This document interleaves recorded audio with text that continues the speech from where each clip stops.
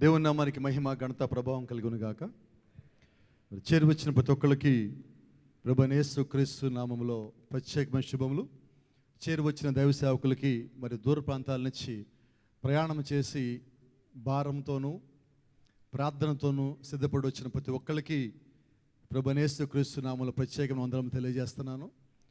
మనకందరికీ తెలుసు, youth camp అంటే దాదాపుగా ఒక పండగ వాతావరణం 3 రోజులని. అయితే నేనంటాను, ఇది పండగ వాతావరణం మాత్రమే కాదు, మనం ఇక్కడి నుంచి నేర్చుకుని వెళ్ళేది కూడా ఉన్నది అని. నిజమేనా? We are not here to celebrate anything, but we are here to learn something. మనం వచ్చింది ఏదో వాళ్ళని కలిసి వీళ్ళని కలిసి కాసేపు మాట్లాడుకొని కొన్ని ఫోటోలు దిగేసి వెళ్ళిపోదామన్నది కాదు, కానీ లేఖనానుసారమైన జీవితానికి సంబంధించినవి కొన్ని నేర్చుకొని, కొన్ని తెలుసుకొని, కొన్ని మార్చుకొని, కొన్ని వదిలేసి ఇక్కడి నుంచి కొన్ని పొందుకొని దేవుళ్ళ బలం పొందుకొని మనం వెళ్తా మనతో పాటు మళ్ళా వచ్చేసరికి అనేక మందిని తీసుకొచ్చేవారుగా మనం ఉండాలని నేను కోరుకుంటున్నా. అందుకొరకు ఏర్పాటు చేసిన కొడుకులు. ఇది సంతోషమైనా కూడా దానికన్నా ఎక్కువ బాధ్యత కలిగినవ్వండి. Praise the lord. నిజంగా ఎంతమంది వచ్చారు దేవుని ప్రేమించేవాళ్ళు ఇక్కడ? ఎంతమంది నోరులు తీసుకుని వచ్చారు? ఎంతమంది స్వరములు తెచ్చారు? ఎంతమంది దేవుడిని స్తుతిద్దామని వచ్చారు?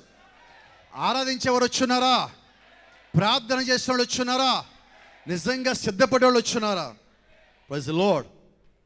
ఆమేన్. మన ప్రభు చిత్తం అయితే మనం కూడికను ప్రారంభించుకుందాం. అయితే ప్రారంభము ఘనంగా ఉండటం కాదు, కానీ ముగింపు ఘనంగా ఉండాలి. ఆమేన్. ప్రారంభం అయితే నేను ఘనంగా చేసామనుకోవట్లేదు, కానీ ప్రారంభించామంతే. మరి ముగింపు ఎంత ఘనంగా ఉండాలంటే అనేక మంది దేవుని యొక్క సత్యాన్ని తెలుసుకొని ఇక్కడి నుంచి ఏదన్నా వారిలో ఉన్న లోపమో, పాపమో, బాధో, ఇబ్బందో, శోధనో, వ్యాధో, కన్నీరో ఏదో విడిచిపెట్టి వెళ్ళిపోతే అది నిజంగా నా సంతోషం అని మీరందరూ ఇష్టపడేవాళ్ళు వచ్చారనుకుంటున్నాను నేను. Praise the Lord. మనందరికీ ఒక పేరు ఉన్నది. అపోస్తల టబర్నికల్ వచ్చేవాళ్ళు కానీ, అపోస్తల టబర్నికల్ ఉండేవాళ్ళు కానీ, మన గురించి తెలిసే వాళ్ళందరూ కానీ మనకు పెట్టిన పేరు ఏంటంటే క్రమశిక్షణ కలిగి ఉంటారని, బాధ్యతగా ఉంటారని. ఈ మాటలు మీకు మొదటి రోజు ఎందుకు చెప్పాను మీకు అందరికీ అర్థమైంది అనుకుంటాను. Praise the Lord. దేవుని నామానికి మహిమ కలుగును గాక. మరి ప్రభు అయిన చిత్తమైతే మనం ఇదిగో ఈ కుడికిల్లోకి ఎంటర్ అయ్యామనుకుంటున్నా. అయితే నా వరకైతే ఈ యూత్ క్యాంప్ మీటింగ్స్కి నేను జనవరి 1 నుంచి రెడీగా ఉన్నాను. అది కొద్దిగా లేట్గా వచ్చిన సెప్టెంబర్, అంతే. నేనైతే జనవరి 1 నుంచి రెడీగా ఉన్నా. ఇక్కడ చాలామంది కూడా చాలా ముందునే సిద్ధపాటు కలిగి ఉన్నా. చాలా సంతోషం. ప్రభు కృప ఇలాగే మనతో పాటు కొనసాగాలని నమ్ముతా ఉన్నా. ఆమేన్. మిమ్మల్ని ఎక్కువసేపు నుంచోబెట్టను, కొంచెం ఒకసారి నిలబడి ఉన్నాం కాబట్టి లేఖన భాగం దగ్గరికి వద్దాం. కొద్దిమందికి అనిపించవచ్చు, మరి ప్రారంభ కూడికే ఇటువంటి లేఖన భాగం తీసుకున్నారంటే పాస్టర్ అనిపించవచ్చు, కానీ ఇది మనకి అవసరమైన లేఖన భాగమై ఉన్నది. Praise the Lord. Let us turn our books to book of Matthew's Gospel, chapter 12 and verse 43. మత్తయి సువార్త 12వ అధ్యాయము 43వ వచనంకి మనొక పరిశుద్ధ గ్రంథం తిప్పుదాం.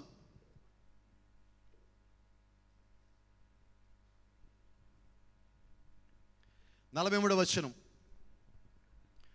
అపవిత్రాత్మ ఒక మనుష్యుని వదిలిపోయిన తరువాత అది విశ్రాంతి వెతుకుచు, అందరూ ఒకసారి చదువుదాం అన్నమాట.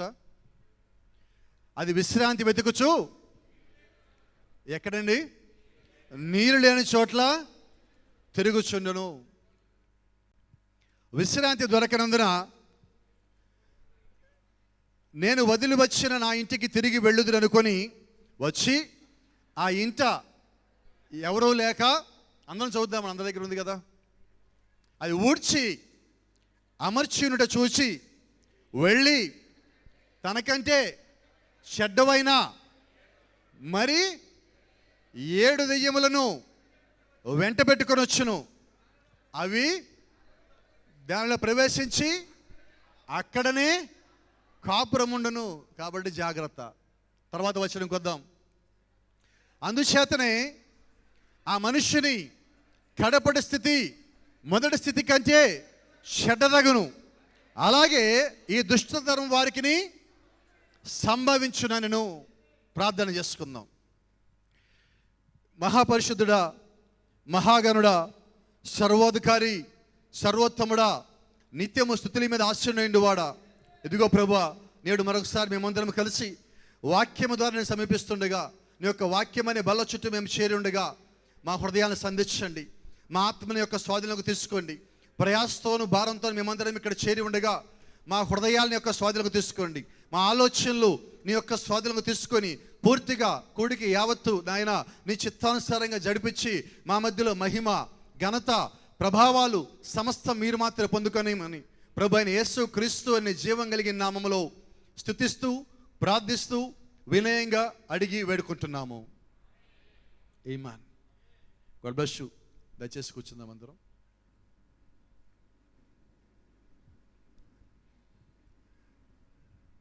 Praise the lord. మరి ప్రభు చిత్తమైతే మరి ఈ రాత్రి దేవుడు నాకు ఒక భారం కలిగిన అంశం ఇచ్చాడు. ఈ అంశం దగ్గర నేను వద్దామనుకుంటున్నా. ఇందాక చెప్పినట్టుగా ఏంటంటే అంశం పేరు కొంచెం గట్టిగా చెప్దాం అందరం. మొదటి కూడికి నేను కిందకు వస్తే బాగుంటుంది, మీరు చెప్తే బాగుంటుంది. కొంచెం గట్టిగా చెప్దాం. ఏంటది? నీరు లేని స్థలములో don't be found in a dry place. ఎందుకని ఈ మాటలు చెప్తా ఉన్నానంటే, ఈ కాలము ఎటువంటి కాలంలో మనం ఉన్నామంటే, లేఖనము లేని చోట లేఖనము ఉన్నది అని చెప్పే చోట మనం జీవిస్తున్నాం. So you must be careful. నువ్వు చాలా జాగ్రత్తగా ఉండాలి. ఎందుకని ఈరోజు ఈ లేఖనం తీసుకున్నామంటే, ప్రత్యేకించి యవనస్తుల గురించి మనం ప్రారంభించుకున్నాం. మనకి ఈ గుడికి వారి ప్రముఖమైన వారు కాబట్టి వారి గురించి మనం ప్రారంభించుకున్నాం. ఏంటంటే ఈ స్థితి, చాలామంది ఈ దినము యవనస్తులు సంఘాలకు వెళ్తున్నారు. నిజమేనా? నిజంగా మేము సంఘానికి వెళ్తున్నాము అని యవనస్తులు చేతులు ఎత్తండి ఒకసారి. సంఘాలకు వెళ్తున్నామనే యవనస్తులు చేతులు చాలామంది తేలేదు. తెచ్చారా? సరే, ఇప్పుడు అలాగే ఉంచుదాం. ఇంకో చిన్న ప్రశ్న అడుగుతున్నా. సంఘాల్లో వెళ్ళే యవనస్తుల్లో ఎంతమంది పరిచయం చేస్తారో చేతుతారు? ఇప్పుడు నేను ఇందాకని చేతులు, ఇప్పుడు ఎన్ని చేతులు వచ్చినాయి? ఇందాకని చేతులు, ఇప్పుడు ఎన్ని చేతులు? చెప్తారా వ్యత్యాసం ఏంటో? అంటే ఈరోజు మనల్ని ఎలా అలవాటు చేశారంటే, నువ్వు చర్చికి రా చాలు అనే తల్లిదండ్రులు మనకున్నారు ఇళ్ళల్లో.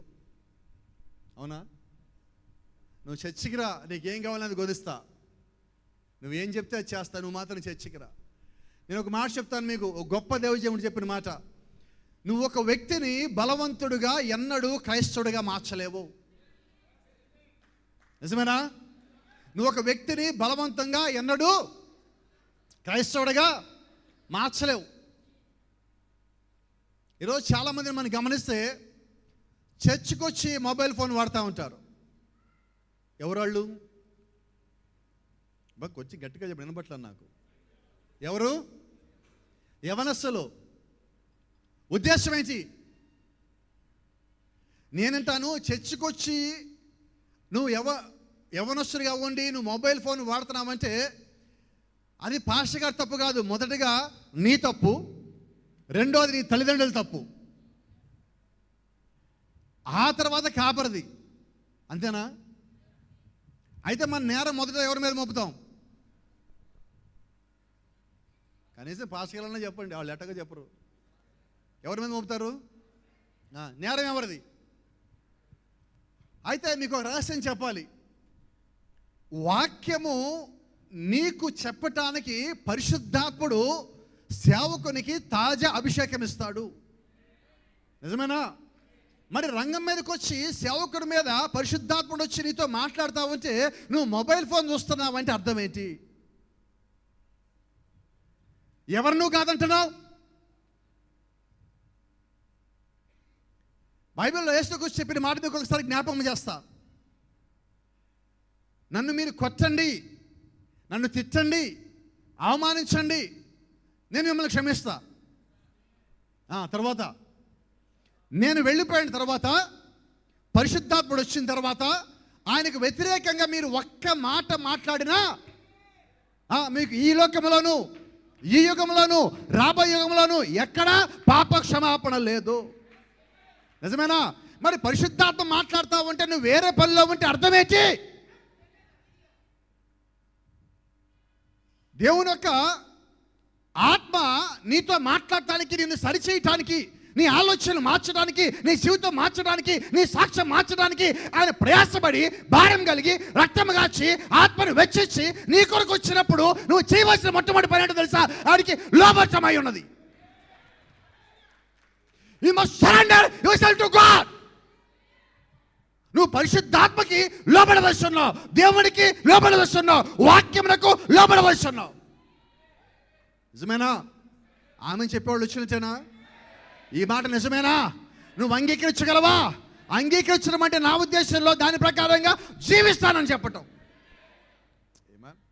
ఇంకా చర్చి లోపలికి వచ్చాక, కూడికి లోపలికి వచ్చాక నడిపించేవాళ్ళు ఒక మాట చెప్పాలి, అయ్యా మొబైల్ ఫోన్లు ఆపండి, అమ్మా మొబైల్ ఫోన్లు ఆపండి. ఎందుకు క్రైస్తవ సంఘాలు ఆ మాట చెప్తారంటే మనం ఇంకా పని చేయటంలా. అంతేనా? కాబట్టి ఏం చేద్దాం ఇక్కడి నుంచి? ఒక మాట ఇచ్చాడు త్వరగా, నాకు చాలా పని ఉంది. నాకు ఎంతమంది మాట ఇచ్చేవాళ్ళు వచ్చారు? మొబైల్ ఫోన్లు చర్చిలో వాడమనే వాళ్ళు చేయొత్తండి, త్వరగా ఎత్తండి. పాస్టర్లు కూడా క్షమించేది లేదు ఇక్కడ మీకు. అందరం ఒకటే కదా ఆయన దగ్గర. మీరేంటి, నేను అందరు లెక్కప్ప చెప్పాల్సిన వాళ్ళవే. అంతేనా? Praise the Lord. మన కాపరి ప్రభు అయిన యేసుక్రీస్తు అయి ఉన్నాడు. ఎందుకని ఈ మాట అంటున్నానంటే, ఒకసారి ఒక గొప్ప సేవకుడు చెప్పిన మాట మీకు జ్ఞాపకం చేస్తా. సంఘము లోపలికి పరిశుద్ధాత్ముడు వచ్చి రంగం మీదకి వచ్చి మాట్లాడుతూ ఉంటే చిన్న గుండు సూది కింద కానీ పడితే ఆ శబ్దానికి కూడా పరిశుద్ధాత్ముడు వెళ్ళిపోతాడు అన్నాడు. అంటే మనం ఎంత జాగ్రత్తగా పరిశుద్ధాత్మ యొక్క సన్నిధిలో ఉండాలి, ఎంత జాగ్రత్తగా ఉండాలి. చిన్నదే కానీ అది చాలా పెద్దది. నువ్వు అనుకుంటావు చిన్నదే కదా, కానే కాదు. చిన్నది కానే కాదు. దేవుడి యొక్క పరిశుద్ధాత్మను దుఃఖపరిచేది ఏది చిన్నది కాదు. అది ఒక్కోసారి నిత్యజీవం పోగొడుతుంది, పరలోకం పోగొడుతుంది, నీ త్రియఫని పోగొడుతుంది. ప్రభువైన యేసుక్రీస్తుతో పాటు నిత్యత్వంలో నువ్వు ఉండటానికి నీకున్న గొప్ప ధన్యత, అవకాశము ఒక చిన్న తప్పిదము పోగొట్టగలదు. ఆ కారణం చేతే నువ్వు యవ్వనస్తుడిగా ఉండగానే నువ్వు ఎలాగ దేవుడు ఎదగాలి నీకు తెలియాలి, ఎలాగ ప్రార్థించాలో తెలియాలి, ఎలాగ జీవించాలో తెలియాలి, ఎలాగ దేవుడికి కట్టుబడాలో కూడా తెలియాలి. అమ్మ చెప్పొచ్చా? సంతోషంగా చెప్పొచ్చా? ఇబ్బంది లేదు కదా? ఏమన్? Praise the Lord. ఇక్కడ చిన్న సంగతి మీకు జ్ఞాపం చేస్తున్నా. ఎందుకని అంశం తీసుకోవాల్సింది చెప్తున్నాను. మరి ఈరోజు ఇది బాధ పెట్టే కూడికి, అందరికీ సంతోషపెట్టే కూడికి అయితే కాదు. ఎందుకంటే మన లోపల ఉన్న దెయ్యాలు ఉంటే వాటికి బాధ. ఈరోజు దెయ్యాలు లేకపోతే సంతోషమైన కూడికి ఇది. మరి ఏ కూడికి కావాలని కోరుకుంటున్నారు? ఎటువంటి కూడికి కావాలని కోరుకుంటున్నారు? లోపల దేవుడి కాకి వేరే ఉంటే బయటికి వెళ్ళిపోవాలా? ఒకవేళ దేవుడు బయట ఉంటే లోపలికి వచ్చేయాలి. ఆ కూడికి ఈ కూడికి కావాలి. Praise the Lord. ఒక సంగతి మీకు జ్ఞాపకం చేయండి. మనలో చాలామంది యవ్వనస్తులు సంఘాలకు వెళ్ళే వాళ్ళు ఉన్నారు, ప్రార్థించే వాళ్ళు ఉన్నారు, ఇళ్ళ దగ్గర కూడా ప్రార్థించే వాళ్ళు ఉన్నారు. ప్రతి కుటుంబంలో ఎవరో ఒకళ్ళు ప్రార్థించే యవ్వనస్తులు ఉంటారు. దేవుడు అంటే భయం అని యవ్వనస్తులు కూడా ఉంటారు, భయం లేని యవ్వనస్తులు ఉంటారు, లోబడిన యవ్వనస్తులు ఉంటారు, లోబడి యవ్వనస్తులు కూడా ఉంటారు. అయితే ఆశ్చర్యం ఏంటంటే అందరూ ఒకే కుటుంబంలో ఉంటారు. నేను గట్టిగా రాలేదు, యథార్థదేనా? Praise the lord. మరి ఈరోజు ఎందుకని ఒక వ్యక్తి కొద్ది కాలం చర్చికి వచ్చి, కొద్ది కాలం దేవుడి బలం పొందుకొని, కొద్దిగా స్వస్థత పొందుకొని, కొద్దిగా బాగుపడి, కొద్దిగా లోక సంగతులు విడిచిపెట్టి, కొద్దిగా తప్పుడైన సంగతులు విడిచిపెట్టి, పాపాన్ని విడిచిపెట్టి, దేనికి బానిసత్వం ఉండకుండా బయటకు వచ్చిన వ్యక్తి మరలా దాని దగ్గరికి ఎందుకు వెళ్తున్నాడు? మళ్ళా చెడిపోయిన దగ్గరికి ఎందుకు వెళ్తున్నాడు? మనకి తెలిస్తే మనం బాగు చేసుకోవచ్చు కదా. తెలిస్తే దాని నుంచి దూరం వచ్చేయచ్చు కదా. ఈరోజు ఆ కూడికి మార్చుకున్నాం. Praise the Lord. జ్ఞాపకం చేస్తున్నా, పరిశుద్ధాత్మను పొందుకున్న తర్వాతే నీ జీవితంలో పరీక్ష ప్రారంభించబడుతుంది. నువ్వు చర్చికి వచ్చాకే పరీక్ష ప్రారంభించబడుతుంది. నువ్వు దేవుని నమ్మాకే పరీక్ష ప్రారంభించబడుతుంది. నువ్వు ప్రార్థించాకే పరీక్ష ప్రారంభించబడుతుంది. నువ్వు బాప్టిజం పొందుకున్నాకే పరీక్ష ప్రారంభించబడుతుంది. నువ్వు దేవుడికి లోపడుతున్నాకే నీ జీవితంలో పరీక్ష ప్రారంభించబడుతుంది. నువ్వు చెడ్డవి విడిచిపెడుతున్నప్పుడే నీ జీవితంలో పరీక్ష ప్రారంభించబడుతుంది. నువ్వు చెడిపోయి తిరిగినంత కాలము, తిరుగుతూ ఉన్నంత కాలము, చర్చికి రానంత కాలము అపవాది జోలికి రాడు. వాడికి నమ్మకం, ఏంటో నమ్మకం అంటే నువ్వు ఆల్రెడీ వాడి కుటుంబంలో సభ్యుడు అనుకుంటున్నాడు. వీడు నావాడే కదా, చర్చికి పోడు కదా, వీడు నావాడే కదా, ప్రార్థన చేయడు కదా అనుకుంటున్నాడు. అయితే ఆశ్చర్యం ఏంటో తెలుసా, దేవుని సమయం ఒకటి వస్తుంది. నీ కొరకు దేవుడు నిర్ణయించిన సమయము ఒక గడియ వచ్చినప్పుడు నీకు అర్థమవుతుంది, నేను వాడి కుటుంబంలో వాడి కాదు, నా కుటుంబం వేరు, నా జీవితం వేరు, నా ఆలోచన వేరు, నా సృష్టి వేరు, నా నిర్మాణమే వేరు, నా పిలుపు వేరు, నా తరము వేరు. ఎప్పుడు నీవెవరో నీకు తెలిసినప్పుడు. తెలిసిందా? నీవెవరో నీకు తెలిసిందా? నీవెవరో నీకు తెలిస్తే నువ్వు లోకంలో ఉన్నది ఏది నీ మీద ఉండదు. లోక సంగతులకి లోపడవు, లోకం నీ మీద పని చేయలేదు. కారణం ఏంటంటే నీవెవరో నీకు తెలిసింది. Praise the Lord. అయితే నువ్వు ప్రార్థన చేయగానే వాడు భయపడ్డు, నువ్వు చర్చికి రాగానే వాడు భయపడడు, నువ్వు వాక్యాన్ని నమ్ముతావు చూసావా, అప్పుడు వాడు భయపడతాడు. నువ్వు బాప్తిజం పొందుతానంటావు చూసావా, అప్పుడు వాడికి భయం బయలుదేరుతుంది. ఒకసారి గొప్ప దేవ సేవకుడు ఒక మాట చెప్పాడు, భూమి మీద అత్యంత బలహీనుడు, ప్రతి దానికి లోబడిపోయే ఒక బలహీనుడు, మాట మీద సరిగ్గా ఉండే ఒక బలహీనుడు, అత్యంత బలహీనుడు, అందరూ దేనికి పనికిరావు అని తోసేస్తే అటువంటి బలహీనుడు కానీ వాడు మోకాళ్ళు నేలకాలించి ప్రార్థన చేస్తే సాతాను మోకాళ్ళు వణుకుతాయి అన్నాడు. ఎవరి మోకాళ్ళు? గట్టిగా రావట్లేదేంటి? ఎవరి మోకాళ్ళు? నువ్వు ప్రార్థన చేసావు ఎప్పుడన్నా అలాగా? వాడి మోకాళ్ళు వణకాలు నువ్వు ప్రార్థన చేయొద్దు. నీ మోకాళ్ళకి బలం రావాలి, ప్రార్థన చేయి, అదే వాడి మోకాళ్ళు వణికేస్తుంది, వాడిని నెగ్గించి పారిపోయేలాగా చేస్తుంది. ఎందుకంటే దేవుడు నువ్వు పుట్టినప్పుడే నీకు ఆ శక్తి పెట్టాడు. ఆ శక్తి నీ శక్తి కాదు, నీ తల్లిదండ్రుల శక్తి కాదు, నువ్వు పుట్టిన కులము, నువ్వు పుట్టిన మతము, నువ్వు కలిగి ఉన్న ఇంటి పేరులోంచి ఆ శక్తి రాలా. ఆ శక్తి వచ్చింది, ఆ శక్తి వచ్చింది ఎక్కడి నుంచి? నా కొరకు కాల్చిన దేవుని యొక్క రక్తంలోంచి ఆ శక్తి వచ్చినది. నమ్ముటిని వలనైతే, ఎవరో నమ్మువానికి అంటున్నారు, లేఖనం అర్థం కాలేదు. నమ్ముటిని వలనైతే నాకు సమస్తం సాధ్యమే. లేఖనము చదవటం కాదు, తీసుకోవడం కూడా రావాలి. Praise the Lord. దేవుని నామానికి మహిమ. అయితే జ్ఞాపకం పెట్టుకో, నువ్వు ఆ సంగతి చెప్తావని ఈ రాత్రి ప్రభు చిత్తమైతే నీవు స్వస్థత పొందుకున్న తర్వాత, నీవు చెడ్డబాటు విడిచిపెట్టినప్పుడు, అదిగో అప్పుడు నీ పరీక్ష బిగిన్ అవుతుంది. అదైనా ఇదైనా జరిగితే ఇది బిగిన్ అవుతుంది. చాలామంది గమనించండి, స్వస్థత పొందుకున్న కొద్ది కాలం తర్వాత చర్చికి రావటం మానేస్తారు. ఏంటి రహస్యం? చాలామంది సేవకులకి 7 ముద్రలు అర్థమవుతాయి కానీ ఈ ముద్ర అర్థం కాదు. స్వస్థత పొందుకున్నారు కదా, ఎందుకని రావటం లేదు? కారణం ఏంటి తెలుసా?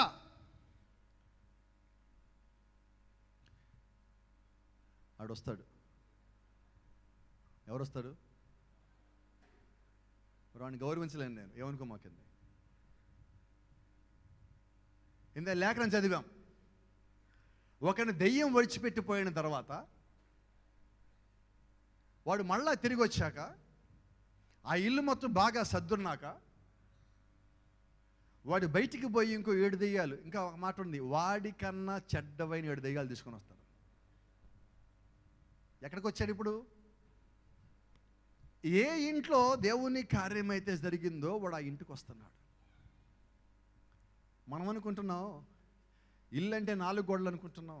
నీకు అర్థం కాదు, అది ఇంకా ఇల్లు ఏదో. మనమే ఇల్లు. ఇప్పుడు 7 దెయ్యాలు వస్తే ఎక్కడికి రావాలి? గోడల్లోనూ, స్తంభాల్లోనూ, ఫ్యానుల్లోనూ దెయ్యాలు ఉండవు, ఇళ్లల్లో ఉంటాయి. ఏ ఇల్లు? దేవుడికి కావాల్సింది ఈ ఇల్లే, దెయ్యానికి కావాల్సింది ఈ ఇల్లే. నువ్వు దేవుడికి ఇవ్వంది ఈ ఇల్లే. ఇప్పుడు ఈ ఇల్లు వాడికి కావాలి, వాడు దానికోసం వచ్చాడు. నువ్వు నిజంగా నువ్వు దేవుణ్ణి వెంబడించే వ్యక్తివైతే నువ్వు చేసే మొదటి పని ఏంటంటే, స్వస్థత పొందుకున్నాక ఇది నేను ప్రభువు వల్ల పొందుకున్నాను, ఇది నేను దేవుని వల్ల పొందుకున్నాను, ఆయన కృప వల్ల పొందుకున్నాను, ఆయన చాపిన హస్తం వల్ల పొందుకున్నాను, ఆయన గాయాలైన దాని వల్ల నేను పొందుకున్నాను, ఆ గాయాల నుంచి వచ్చే రక్తం ద్వారా ఆ స్వస్థత నేను పొందుకున్నాను, ఆయన పైనుంచి కిందకి దిగువచ్చోడి చేత నేను పొందుకున్నాను, ఆయన రక్తం ఇచ్చింది, స్వస్థ ఇచ్చింది, నన్ను నేను ఎవరో తెలుసుకోవడానికి అని తెలుసుకుంటే నువ్వు సంఘం మానేవు. అంతేనా? Praise the Lord. కొంచెం ముందుకు వెళ్తున్నా. బైబిల్ చెప్తున్న మాట మళ్ళీ మనం జ్ఞాపకం చేసుకుందాం. అపవిత్రాత్మ ఒకరిని విడిచిపోయిన తర్వాత అపవాది, కొంచెం త్వరగా చదవండి, మీ దగ్గర ఉన్నాడు. ఏ స్థలము? బైబిల్ చదివి అందరికి ఒక మాట అడుగుతున్నాను. నీరు అంటే ఏంటి బైబిల్లో? వాక్యమేనా? మరి ఇప్పుడు వాడు నీరులో స్థలం అంటే ఎక్కడ ఎతుకుతున్నాడు? వాక్యానుసారంగా లేని వాడిని ఎతుకుతున్నాడు, వాక్యానికి లోపడిన వాడిని ఎతుకుతున్నాడు, సంఘానికి వెళ్ళి వాక్య ప్రకారంగా ఉండని వాడిని ఎతుకుతా ఉన్నాడు. అంతేనా? మరి ఈ రాత్రి మన సంగతి ఏంటి? మనం కూడా కేవలం చర్చికి వెళ్ళే విశ్వాసలాగా ఉన్నామా? దేవుణ్ణి మన అవసరం కోసం ప్రార్థన చేసే వ్యక్తుల్లాగా మనం ఉన్నామా? మన జీవితాలు మార్చుకోవడం కొరకు వాక్యానికి లోబడి కట్టుబడి జీవించే వాళ్ళగా మనం ఉన్నామా? ఈ మూడిట్లో మన దే గుంపు ఉంది. కొంచెం ముందుకు వెళ్తున్నాను నేను, బహుశా కనిపిస్తుంది అనుకుంటున్నాను నేను మీకు. వానికన్నా మరీ చెడ్డవైనా 7 ఆత్మలు ఎంట పెట్టుకొని వచ్చును. చాలామంది ఏమంటారండి బైబిల్లో 7 అంటే అమ్మో దేవుడండి అంటారు. మరి ఇక్కడేంటిది? ఒక సంగతి మీకు జ్ఞాపకం చేయాలి గట్టిగా అయిపోతా. ఈ రాత్రి అసలు 7 దెయ్యాలంటో మాట్లాడుకుందాం. చాలామందికి ఒక డౌట్, ఏం పాస్టర్ గారు 7 దెయ్యాలంట, ఏంటి 7 దెయ్యాలు? ఈ ఎక్కడో ఉంటే మనం ఏమనుకుంటామంటే దెయ్యం అంటే ఎలా ఉంటుంది మన దృష్టిలో? అది చెప్పండి ఒకసారి, దెయ్యం అంటే మన దృష్టిలో ఎలాగుంటుంది? అపవాదాన్ని మన దృష్టిలో ఎలాగుంటాడు? మన ఆలోచన అంటే వాడు అంత పొడుగుంటాడు, ఎర్ర కళ్ళు ఉంటాయి, కొమ్ములు ఉంటాయి, మెడలో పుర్రులు వేసుకుంటాడు, తాయితలు కట్టుకుంటాడు, రకరకాలుగా ఊహించుకుంటాం. అలాగ ఉండడండి. బైబిల్ చెప్తా ఉన్నది అపవాది అందగాడని. ఎవరు అపవాది? యేసుక్రీస్తు అందగాడు కాదు, ఆయన సుందరుడును స్వరూపును కాదు బైబిల్ చెప్తా ఉంది. మరి వాడు కాబట్టి జాగ్రత్త. వాడు ఎంత నైస్గా వస్తాడంటే అందరూ అంత నైస్గా వస్తాడు. నీవు క్రైస్తవుడువా అంతడు వాడు భాషని అబ్బా గొప్ప దైవజనుడు అనుకుంటా ఈయన, అయిపోయా. బైబిల్ చెప్పట్లేదా? వాడు వెలుగుదూత వేషం ధరించుకొని వస్తున్నాడు. ఇది మన వాడు కూడా ఒక క్రైస్తవుడు వలె, ఒక సేవకుడు వలె, నేను కూడా దేవుణ్ణి నమ్మాను అని చెప్పేవాడు వలె వస్తున్నాడు ఈరోజు. కాబట్టి ప్రతి యవ్వనస్తుడు జ్ఞాపకం పెట్టుకో. నువ్వు స్కూల్కి వెళ్ళినా, కాలేజీకి వెళ్ళినా, నువ్వు పనిలో ఉన్నా, నువ్వు భారం కలిగి వెళ్ళే ప్రయాణంలో ఉన్నా, నీ పక్కన వాడు ఒకడు కూర్చొని అంటాడు నేను కూడా క్రైస్తవుడిని అంటాడు. ఎప్పుడైతే నేను కూడా అన్నాడు వాడు క్రైస్తవుడు కాదని, నేను కూడా సేవకుడిని అంటే వాడు సేవకులు కాదని. ఎందుకంటే సేవకుడు అంటే తెలుస్తుంది, క్రైస్తవుడు అంటే తెలుస్తుంది, నువ్వు మాట్లాడే భాషలో తెలుస్తుంది, నువ్వు వేసే బట్టల్లోనే వస్త్రాల్లోనే నువ్వు క్రైస్తవుడు కాదో తెలుస్తుంది. నా ఇష్టానుసారంగా వస్త్రాలు ధరిస్తా నేను క్రైస్తవుడు అంటే నువ్వు క్రైస్తవుడు కాదు నా దృష్టిలో. వాక్యానుసారమైన వస్త్రధారణ చేసుకునే వాళ్ళే క్రైస్తవులు. లోకానుసారంగా శరీరాలు చూపించుకోవడం తిరిగే వాళ్ళు ఎన్నడూ క్రైస్తవులు కానే కాలేరు. ఈరోజు నేను ఎందుకు క్రైస్తవుని అయ్యాను నాకు తెలియాలి. దేవుడు నన్ను ఎందుకు క్రైస్తవుడిగా మారమన్నాడో కూడా నాకు తెలియాల్సిన అవసరం ఉన్నది. వాక్యానుసారమైన జీవితము నేను జీవించినప్పుడే నేను క్రైస్తవుని అంట. ఒక మర్మం చెప్పను ఈ రాత్రి. క్రైస్తవుడు అంటే ఎవరో తెలుసా? క్రీస్తు వలె జీవించేవాడు. క్రీస్తు అంటే ఎవరు? వాక్యము. ఇప్పుడు నువ్వు క్రైస్తవుడు అంటే ఏమై ఉండాలి? వాక్యానుసారంగా జీవించే వ్యక్తివి నువ్వు క్రైస్తవుడు అయి ఉండాలి. అపోస్తలుడైన పౌలు అంతియోకు అనే ఒక ప్రాంతానికి వెళ్ళినప్పుడు అక్కడ కొద్దిమంది క్రైస్తవుల్ని సుమారుగా సంవత్సరంన్నర పాటు అబ్జర్వ్ చేశాక, వారి మధ్యలో ఉన్నాక, వారితో పాటు కలిసి ఉన్న తర్వాత అప్పుడు పౌలు అంటున్నాడు వాళ్ళని చూసి, అంతియోకు అన్న ఊరిలో ఉన్న వాళ్ళని చూసి ఏమన్నాడు? క్రైస్తవులు. మరి అదే పౌలు గారి గుంటూరుకు వస్తే ఏమనాలి? చాలా మంది చూసి ఆయన భయపడాలి, ఇది క్రైస్తవులు కాదేమో. వాక్యానుసారమైన జీవితమే మన క్రైస్తవం. నువ్వు ఏ చర్చికి వెళ్తావు కాసేపు పక్కన పెట్టు. ఏ చర్చికి వెళ్ళినా వాక్యంలోంచి మాట్లాడాలి. వాక్యంలో ఉన్నదే నువ్వు చేయవలసి ఉన్నావు. ఏమా వాక్యంలో లేనిది నువ్వు తీసుకురావడానికి వీల్లేదు. ఈరోజు మనం నమ్మేది అదే, బైబిల్ తప్ప మాకు వేరే గ్రంథం లేదు, మాకున్న గ్రంథము పరిశుద్ధ గ్రంథం ఒక్కటే అని నువ్వు నమ్మినప్పుడు నువ్వు వాక్యానుసారంగా జీవించగలుగుతావు, ధైర్యంగా జీవించగలుగుతావు, దేవుడిని ముందు పెట్టుకొని జీవించగలుగుతావు. Praise the lord. ఆమేన్. కొంచెం ముందుకు వెళ్తున్నాం. అపవాది త్వరగా రావటానికి వీలైన ఒక ప్లేస్ ఉన్నది. ఏ ప్లేస్ అది? వాడు నిన్ను పట్టుకోవాలంటే ఇదిగో నీ జీవితము, నీ ఆలోచనలు, నీ హృదయం ఇలాగ ఉండాలి. వాక్యంలాగా ఎండిపోయి ఉంటే నిన్ను పట్టుకుంటాడు. నువ్వు వాక్యానుసారంగా ఉంటే వాడు నిన్ను పట్టుకోలేడు. కాబట్టి బైబిల్ చెప్తుంది వాడు ఎటువంటి స్థలములు వెతుకుతూ ఉన్నాడు?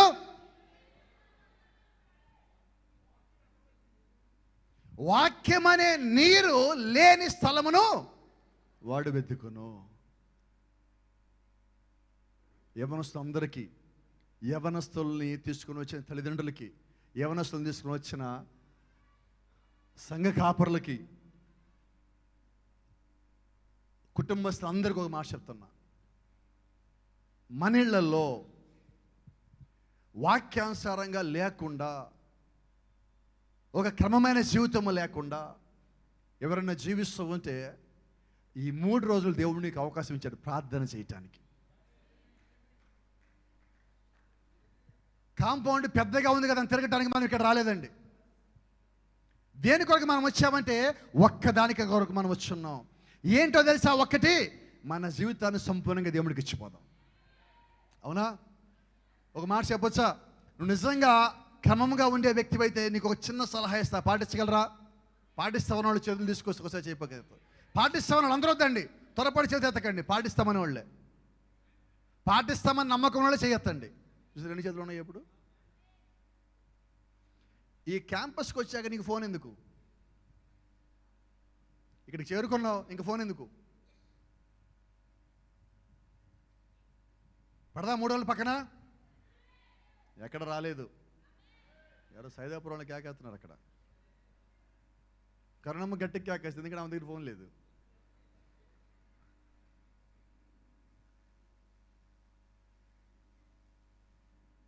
ఎందుకని ఈ మాట జ్ఞాపకం చేస్తానంటే, ఇక్కడ నీకు సమయం ఉంది ప్రార్థన చేయటానికి. నువ్వు ఆ సమయం వదిలిపెట్టి నువ్వు ఫోన్ దగ్గర కూర్చున్నావంటే ఇక్కడ కూడికొచ్చి ప్రయోజనం ఏంటి? యూత్ క్యాంప్కి వచ్చి, అంతేనా? ఈరోజు మన జీవితం మొత్తము రోజులో 8 గంటలు గతంలో పడుకునే వాళ్ళం. ఇప్పుడు అది ఎప్పుడో పోయింది. ఎన్ని గంటలకు పడుకుంటున్నావు? అయ్యా ఎవరు చెప్పట్లే, కొద్దిగా నాకు వినపడేలా చెప్తారా? 12లో పడుకుంటామా? నో నో నో, ఏం మాట్లాడతారు పాస్టర్ గారు? 1 గంటకి నిద్ర వచ్చినట్టుగా ఉంటుంది. 2 పడుకుందామని నిర్ణయం తీసుకున్నారు. కరెక్ట్గా నిద్ర ఎప్పుడు వస్తుందో తెలుసా? 3 పడుకునే వాళ్ళకి అందరికి 3 ఒక మాట చెప్తా. ఇప్పుడు కోపం వచ్చినప్పటికి ఏంటి ఆ మాట చెప్పనా? 3 గంటల నుంచి 5 గంటల మధ్యలో దేవుని యొక్క దూతలు తిరుగుతారు. 3 గంటల దాకా దెయ్యాలు తిరుగుతాయి. మనం ఏ టైం దాకా ఉంటున్నాం? దెయ్యాలు తిరిగే టైంలో. మరి 7 దెయ్యాలే కాదు, యూఫ్రటీస్ నది నుంచి వచ్చిన మొత్తం 20 కోట్ల దెయ్యాలు తిరుగుతున్నాయి. వర్తమానం అర్థమైంది అనుకుంటా. అన్ని కోట్ల దెయ్యాలు ఎవరి కొరకు తిరుగుతున్నాయి అంటే వాక్యానుసారంగా ఉండటానికి ప్రయత్నిస్తా, నీరు లేక ఎండిపోయిన వాళ్ళు ఎవరో వాళ్ళని ఎతుకుతున్నాయి. కాబట్టి దెయ్యాలు పని చేస్తున్నాయి. విశ్వాస పని ఇంకా చేయటల్లా. ప్రార్థనే మన పని, అదే మనం చేయటల్లా. ప్రతిసారి తరచుగా ఒక అడిగే మాట మళ్ళీ అడుగుతున్నా, నీ జీవితంలో రోజుకి నువ్వు ఎంతసేపు ప్రార్థన చేస్తున్నావు?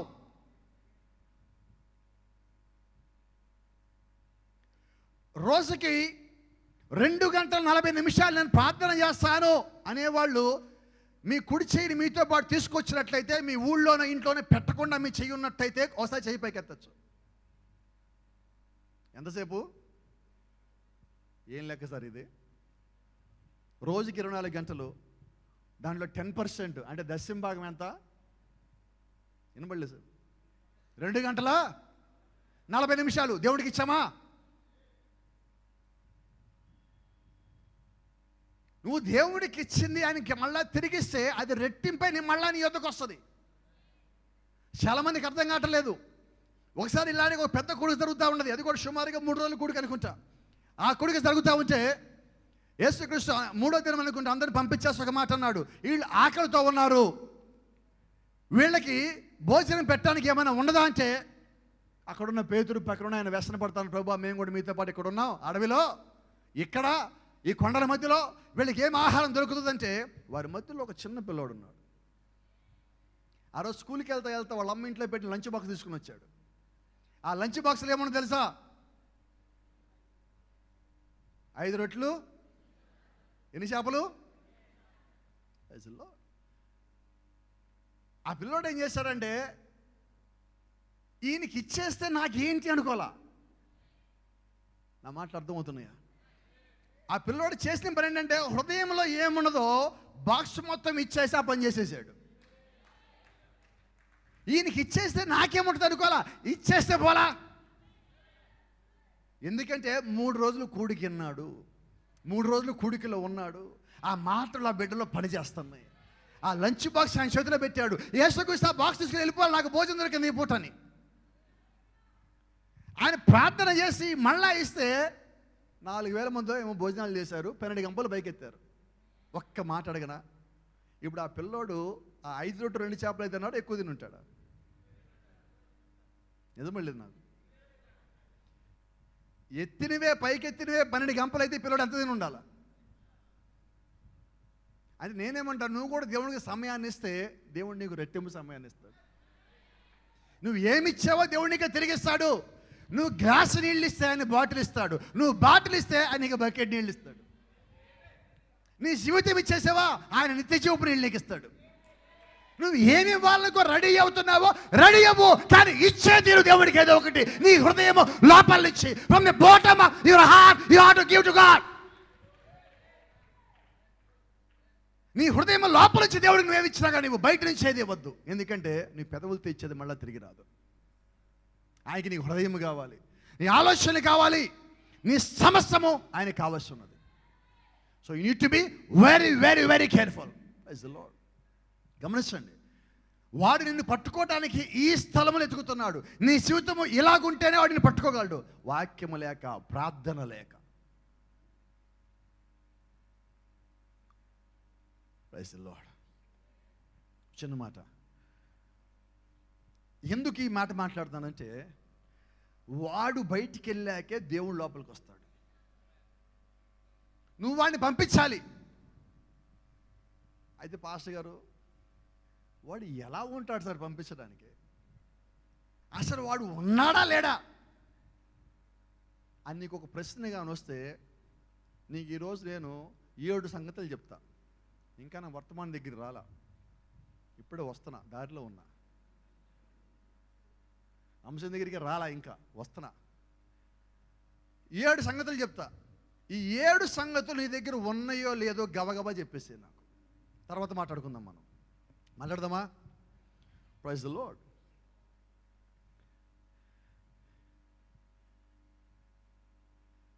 ఏం మాట్లాడుకున్నాం దాకా మనం? మొదటిది ఏంటో తెలుసా? ఏంటి సార్ అది? చెప్పరే ఎవరు?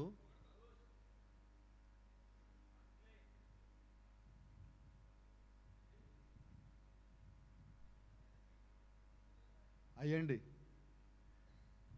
పాస్టర్ గారు, మేము తెలుగు వాళ్ళం అంటారా? తెలుగులోకి వచ్చేద్దాం. ఏముంది ఇక్కడ?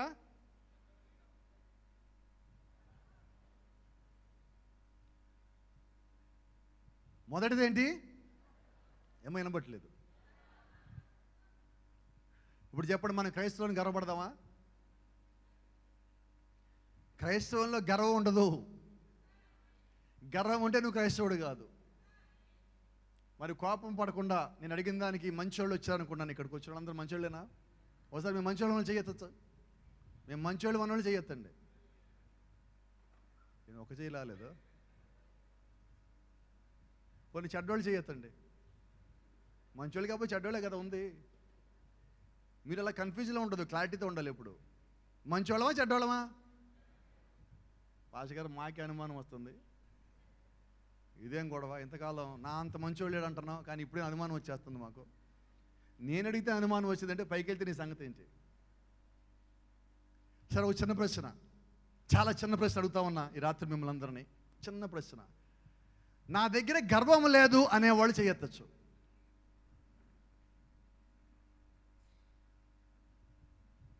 ఎన్ని చేతులు వచ్చినాయి పైకి?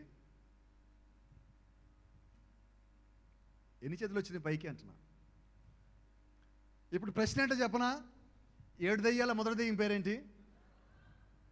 గర్వం లేని వాళ్ళు చేయెత్తమంటే అర్థం ఏంటి? 7 దెయ్యాల్లో మొదటి దెయ్యం నా దగ్గర లేదు అన్నోళ్ళు చేయెత్తనంటే ఎవరు చేయెత్తకపోతే నేనేమనుకోవాలా?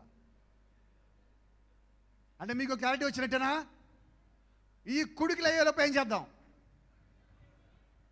ఏదో ఒకటి చెప్పండి గట్టిగా. ఏం పోకూడదాం? వినబడలేదు. దాని పేరు గర్వం కాదు, మొదటి దెయ్యం. అది ఏం వదిలిపెడదాం? వినబడలా. 3 రోజులు వదిలిపెట్టేద్దామా? 3 రోజులు వదిలిపెట్టేస్తాం అన్నోడు ఒకసారి చేయొచ్చు. నాకు మీరెవరొద్దు, నాకు మీరెవరొద్దు. నాకు ఎవరు కావాలంటే ఇప్పుడు వదిలేసామన్నోళ్ళు నాకు కావాలి. ఇప్పుడు గర్వం వదిలేసా, నా దగ్గర గర్వం లేదు, గర్వం నాకు అవసరం లేదు, నేను నమ్ముతున్నా. ఈ రోజు నా లోపల ఆ గర్వం అనే అపవాది అపవిత్ర ఆత్మ ఉండటానికి వీలు లేదు అని నమ్మకం కలిగిన వాళ్ళు ఉంటే ఇప్పుడు మీరు చేయొచ్చు. నమ్మకం ఉంటేనే వదులుతాను, నమ్మకం నీకు ఉంటేనే వదిలేసాను, నమ్మకం నీకు ఉంటేనే నువ్వు విడిచిపెట్టవలసి ఉన్నావు. చేయగలవా? తెచ్చావా? చెయ్యి. ఉందా ధైర్యమో? గట్టిగా చెప్దాం, ఇంకొంచెం బలంగా చెప్పొచ్చు. వదిలేండి ఒక దెయ్యం, కొంచెం బాడీ తేలిక అవుతుంది, కొంచెం పైకి వెళ్ళడానికి ఈజీ అవుతుంది, కొంచెం బరువు తగ్గుతుంది, ఈజీగా పరలోకం బాగలుగుతావు. ఒక దెయ్యం తగ్గితే మిగిలినవన్నీ వదిలేద్దాన్ని కూడా ఈ పూట. ఎంత ఈజీగా, చాలా ఈజీ అండి వాక్య ప్రకారం ఉంటాము. అయితే ఒక సంగతి చెప్తా, ఇక్కడ వదిలేయటమే కాదు, ఇంటికి వెళ్ళాక కూడా వదిలేయాల. మీ సంగతి నాకు తెలుసు, మీ సంగతి నాకు తెలుసు. రెండోది, కొంచెం కోపాలు వస్తాయి, పర్వాలేదా? మీ కోపాలు వచ్చినా కూడా చెప్తాను నేను. రెండోది వినపడలేదు, గట్టిగా చెప్పండి ఎవరన్నా. ఏంటది? ఇప్పుడు ఇతను ఎలాగున్నాడు? నెత్తి మీద ఏం పెట్టుకున్నాడు? వినపడలా. మొబైల్లో ఏం చేస్తున్నాడు? మనకి అలవాటు ఉంది, మనందరికీ అలవాటు ఉంది. ఏం అలవాటు? సెల్ఫీ అంటే అర్థం ఏంటి తెలుసా? నీకు ఎవడు ఫోటో తీయట్లా, నీ ఫోటో నువ్వే తీసుకుంటున్నావని. నీకు ఆ సంగతి కూడా అర్థం కాలేదు ఇప్పుడు దాకా. నీ ఫోటో ఎవడో తీయడానికి ఇష్టం లేకపోతే, ఎవడో రాకపోతే నీ ఫోటో నువ్వే తీసుకొని బాగుందా అంటున్నావు. అంటే ఏ స్థితికి వెళ్ళావు నువ్వు ఇప్పుడు? అర్థమవుతుందా అంటున్నా. ఇక్కడ అర్థం ఏంటి? ఇక్కడ చూడండి, మన ఎవరి దగ్గరికి వెళ్ళినప్పుడు, కొత్త వాళ్ళ దగ్గరికి వెళ్ళినప్పుడు మన గురించి మనం తక్కువ చెప్పుకుంటావా? వినబడలా. తక్కువ చెప్తావా? ఎలా చెప్పాలా? కొన్ని ఉన్నాయి, కొన్ని లేనివి, గుర్తొచ్చినవి, తెలిసినవి మొత్తం కలిపేయండి. ఒక కిచిడి అంటారు దాన్ని. సంఘంలో చెప్పే మళ్ళీ మీకు జ్ఞాపకం చేస్తున్నా. చాలామంది స్త్రీలు ఇళ్లలో శనివారం వండే వంట పేరు అది. సోమవారం కాయగూర వండుతారు, అలా శుక్రవారం దాకా వండుతారు. వాళ్ళు ఉండేటప్పుడు తెలివిగల్లా స్త్రీ ఏం చేస్తుందంటే, ఒకరోజు టమాటా పక్కన పెడుతుంది, వంకాయ పక్కన పెడుతుంది, బెండకాయ పక్కన పెడుతుంది, దొండకాయ పక్కన పెడుతుంది, ఒక బంగాళదుంప పక్కన పెడుతుంది. శనివారం మొత్తం కలిపి వండుతుంది. నీకు ఎలాగుంది అది? అదే సంగతి. ఇప్పుడు మన జీవితం కూడా ఎలాగుంది? ఆ వంటకం పేరేంటో తెలియక దానికి ఒక పేరు పెట్టి, అదే కిచిడి. మనమేమనుకుంటున్నాం, అబ్బా కిచిడి భలే ఉంది అంటున్నాం. ఇప్పుడు మన జీవితాలు ఎలాగున్నాయి? ఇది చెప్పలేదు ఇంకొంచెం. అది దేవుడి దగ్గర అలాగున్నది. మన విశ్వాసం అర్థం కాదు. ఆదివారం చూస్తే మనలాగా చర్చిలు ఏడ్చేవాడు ఎవడూ లేడు. మనం మనం మనం ఏడుస్తున్నా చూసి అబ్బా బతికితే వీళ్ళలాగా బతకాలి అనుకుంటాం చర్చిలో, కానీ బయటికి వెళ్తే చర్చి వీళ్ళలాగా మాత్రం బతకూడదు ప్రభు అంటాం. ఏం జరుగుతున్నది? కిచిడి జీవితాలు అయ్యే. సోమవారం నుంచి శనివారం దాకా మనం లోకస్తులతో పోటీ పడతాం, ఆదివారంలో నాకన్నా గొప్ప క్రైస్తవుడు లేడంటాం. ఏమన్నాయి ఇక్కడ? ప్రగల్భాలు. బైబిల్లో ఒక వ్యక్తి ఉన్నాడు, ఆయన పేరు పేతురు గారు. ఎవరో యేసుక్రీస్తు అంటున్నాడు ఆయన అప్పగించబడే ముందు రోజు, ఇదిగో మనిషి కుమారుడు కొట్టబడాలి, పైకెత్తబడాలి, సిలువేయబడాలి, మరణించాలని చెప్తా ఉంటే పేతురు ఒక అడుగు ముందుకేసి ఏమంటున్నాడు? గట్టిగా చెప్పాలా, ప్రభువా నేనుండగా ఎవడొచ్చావాడు నీ దగ్గరికి? అది వస్తే మరణము, ముందు నా దగ్గర రావాలా. ఎందుకంటే ముందు ఈయనకి బారిపోయేది. ఏం పలికాడు? వినపడలా. మనం కూడా ఏం పలుకుతాం? కూడికలు వచ్చి నీ పని చేస్తావా? వినపడలా. యవనస్తుల క్యాంపు పని చేస్తావా? పాస్టర్ గారు ఫస్ట్ నేను, ఆ తర్వాత మీరైనా. బా మొదట్లో అలాగే నమ్మేవాడు నేను కూడా, తర్వాత అలవాటు అయింది. ఆ మాట చెప్పినవాడు ఎవడు రాడండి. అయితే ఇక్కడ గమనించాల్సిన సంగతి చెప్పనా, నువ్వు జీవితంలో నీ నోట్లో బయటికి వచ్చే ప్రతి మాటకి లెక్కప్ప చెప్పవలసి ఉంది. అది చిన్నదా పెద్దదా కాసేపు పక్కన పెట్టు. కాబట్టి లేనివి నువ్వు చెప్పొద్దు, చేయలేదు నువ్వు చెప్పొద్దు. కాబట్టి దీని పేరేంటి? మన గురించి మనం గొప్పలు చెప్పుకునేది ఉందా లేదా మన దగ్గర? ఏది వినబడలేదు. మా దగ్గర లేదని వాళ్ళు చేయొద్దు. పోనీ ఎందుకు ఈ లెక్కలు వేసుకోవటం? ఒక మాటతో అయిపోద్ది కదా. అబ్బాయిని అమ్మాయి చూడటానికి పెళ్లి చూపులకి వెళ్ళాం, ఏం చెప్తారు? వినపడలేదండి. మా అబ్బాయి మా అమ్మాయి, అసలు వాళ్ళ ఇంటి తరపున ఆ ఇంటి పేరు వాళ్ళు, అసలు ఇంటి పేరు అని చెప్పారంటే ముందు పెళ్ళికి పోమాకండి మీరు. వీళ్ళ దగ్గర ఏమీ లేకపోతే ఇంటి పేరు వాడుకుంటారు వాళ్ళు. కాబట్టి నా ఉద్దేశం ఏంటంటే, నిజమైన విశ్వాస అయితే వాళ్ళ పాస్టర్ గారు ఒక సర్టిఫికెట్ ఇవ్వాలి. ఇదిగో నా మీద నమ్మకం ఉంచు, అమ్మాయి ప్రార్థనా పరురాలు, అబ్బాయి ప్రార్థనా పరురాలు. ఎప్పుడైతే నీ సేవకుడు నీ గురించి ఆ మాట చెప్పాడో అది నీ జీవితంలో ధన్యత. మన గురించి అలా చెప్పే సేవకులు ఉన్నారా? అలా మనం జీవిస్తున్నామా? నువ్వు నిజంగా అటువంటి జీవితంగా జీవిస్తే నువ్వు ధన్యుడివే. నీ గురించి నువ్వు చెప్పుకోకర్లా, దేవుడు నీ గురించి సాక్ష్యం ఇస్తాడు, దూతలు నీ గురించి సాక్ష్యం ఇస్తాడు. బైబిల్లో ఒక గొప్ప మాట మీకు జ్ఞాపకం చేస్తావు. గొప్ప సేవకుడు చెప్పిన మాట నాకు జ్ఞాపకం వస్తున్నది. ఆయన అంటున్నాడు, అందరూ వారి గురించి వారు సాక్ష్యం చెప్పుకుంటా ఉంటే ఆ సేవకుడు అంటున్నాడు, నీ శత్రువు నీ గురించి ఎప్పుడన్నా మంచోడు సాక్ష్యం ఇస్తే ఆ సాక్ష్యం కరెక్ట్ అన్నాడు. వినపడలేదు? ఎవరు? నీ శత్రువు, నిన్ను తిట్టేవాడు, దూషించేవాడు. యేసుక్రీస్తుని సిలువకి అప్పగించిన యోధ అంటున్నాడు, నిరపరాధి రక్తం చిందించారు, నిరపరాధి రక్తము నేను చిందించాను. అంతకన్నా గొప్ప సాక్ష్యం కావాలా భూమి మీద? సిలువకి అప్పగించినాడు, డబ్బులకి అమ్మేసినాడు, పక్కన ఉండి ద్రోహం చేసినాడు. ఇంత చేశాక లాస్ట్కి ఏమంటున్నాడు? నేను తప్పు చేశా, ఆయన నిరపరాధి రక్తం చిందించి నాకు డబ్బులొద్దు అంటే, యేసుక్రీస్తు మరణము ఆ క్షణములోనే ఒకళ్ళు కదలిక తీసుకొచ్చింది. ఆయన ఏమల్లా తిట్టలా, ఏమల్లా అలా వదిలిపెట్టాడు. Praise the lord. ఈరోజు మనం అలా ఉండగలమా? మీ విషయంలో ఎవరన్నా మీ మీద తిరుగుబాటు చేస్తే, నీకు వ్యతిరేకంగా మాట్లాడితే వాళ్ళు ఏమీ అనకుండా నువ్వు ఉండగలవా? వినపడలేదు సార్, మా వినపడలేదు, ఒక మాట చెప్పగలరా? ఉంటావా? మరి క్రీస్తు రక్తం నీలో ఉన్నట్ట లేనట్ట? తండ్రి వీరేమి చేస్తున్నారో, మరి ఆ రక్తమే నీలో ఉంటే నువ్వు కూడా ఏమనవలసి ఉన్నావు? ఉందా ధైర్యం? అదే అంటున్నా, మన గురించి మనం ఎక్కువ చెప్పుకోవటం వల్ల మనం అంతగా జీవించలేకపోతున్నాం. కాబట్టి ఏమీ చెప్పొద్దు, ముందు జీవిద్దాం.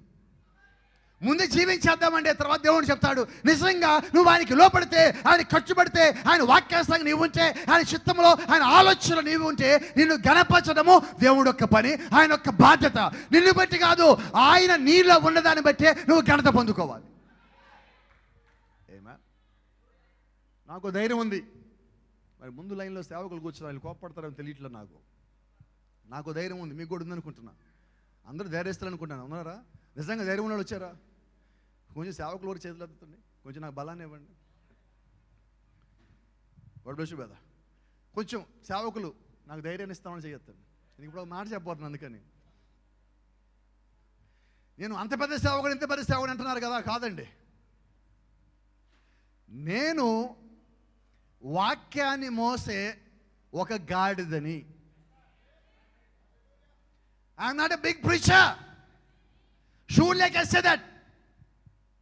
I'm the one that are carrying the word of God. A donkey for him. క్రీస్తు కొరకు ఆయన వాక్యాన్ని మోసే గాడిదను నేను. ఇప్పుడు గాడి అంత హెచ్చించుకోగలదు. గాడికి తెలుసు ఇది అన్నిటికన్నా భూమి మీద లాస్ట్ అని.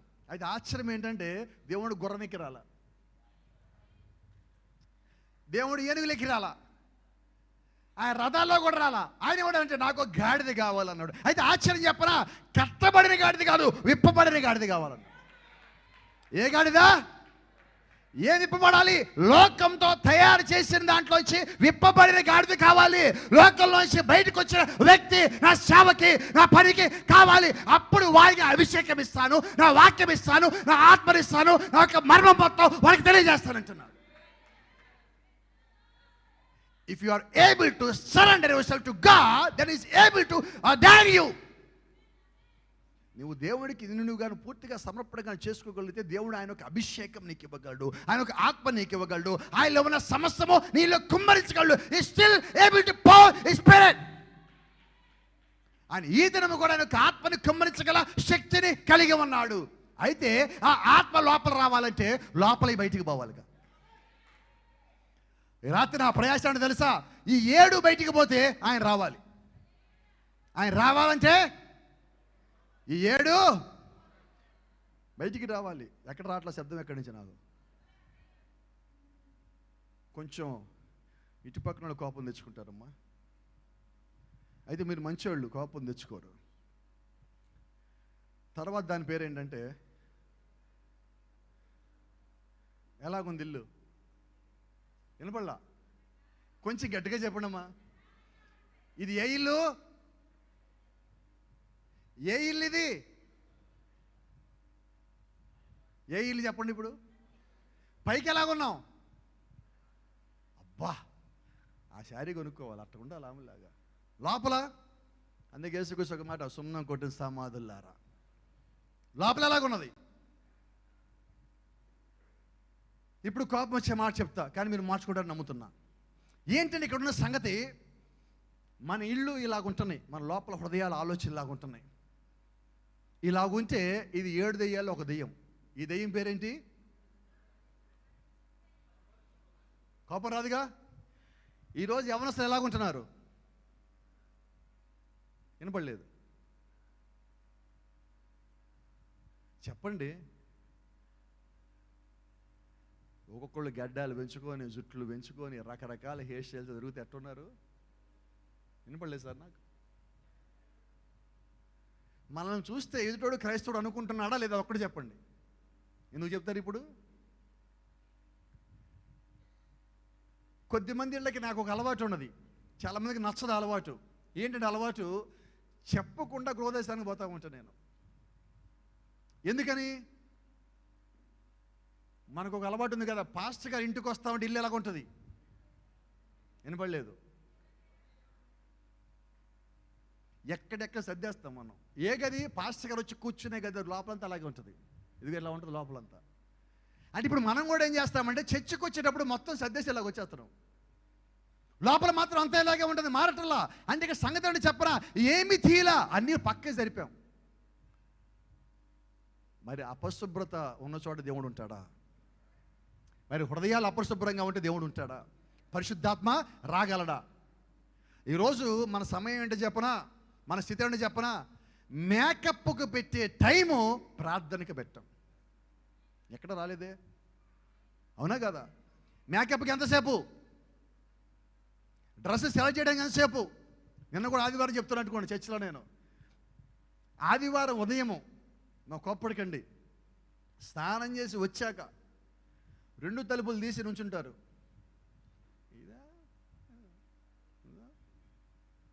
ఇదా అదా ఇదా అదా ఏంటి ఎందుకు? ఈ డ్రెస్ వేద్దామా ఆ డ్రెస్ వేద్దామా? ఏంటి కారణం? చర్చికి వెళ్ళాలనడానికి నువ్వు వేసే డ్రెస్ కాదు ముందు, అక్కడ నీ హృదయం ముఖ్యం. అయితే మన ఆలోచన ఏంటి? నేను ఎప్పుడు చెప్తా ఉంటాను, ఆదివారం చర్చికి వెళ్ళాలంటే నువ్వు శనివారమే నువ్వు ధరించుకునే వస్త్రాలు రెడీ చేసి పెట్టుకోవాలి కదా అంట. నువ్వు పాడాలన్న పాట కూడా శనివారం రెడీ అవ్వాలి కదా, నిజమేనా? అదే చర్చికి వస్తారు, కొద్దిమంది పాటలు పాడతారు ఆదివారం పూట, పాట బిగిన్ చేస్తారు. ఏంటి ఎవరిని పిలవట్లా, పాటల పుస్తకం ఇయ్యి. శనివారం ఏం చేసావు? శనివారం ఏం చేసావంటనా? మొబైల్ చూడకుండా పాటలు పాడుతున్నామా? వినపడలేదు ఎక్కడ నాకు. పుస్తకాలు పేపర్లు చూడకుండా పాటలు పాడుతున్నామా? ఎప్పుడో పోయింది అది. అంటే మన శ్రద్ధ ఎక్కడుంది?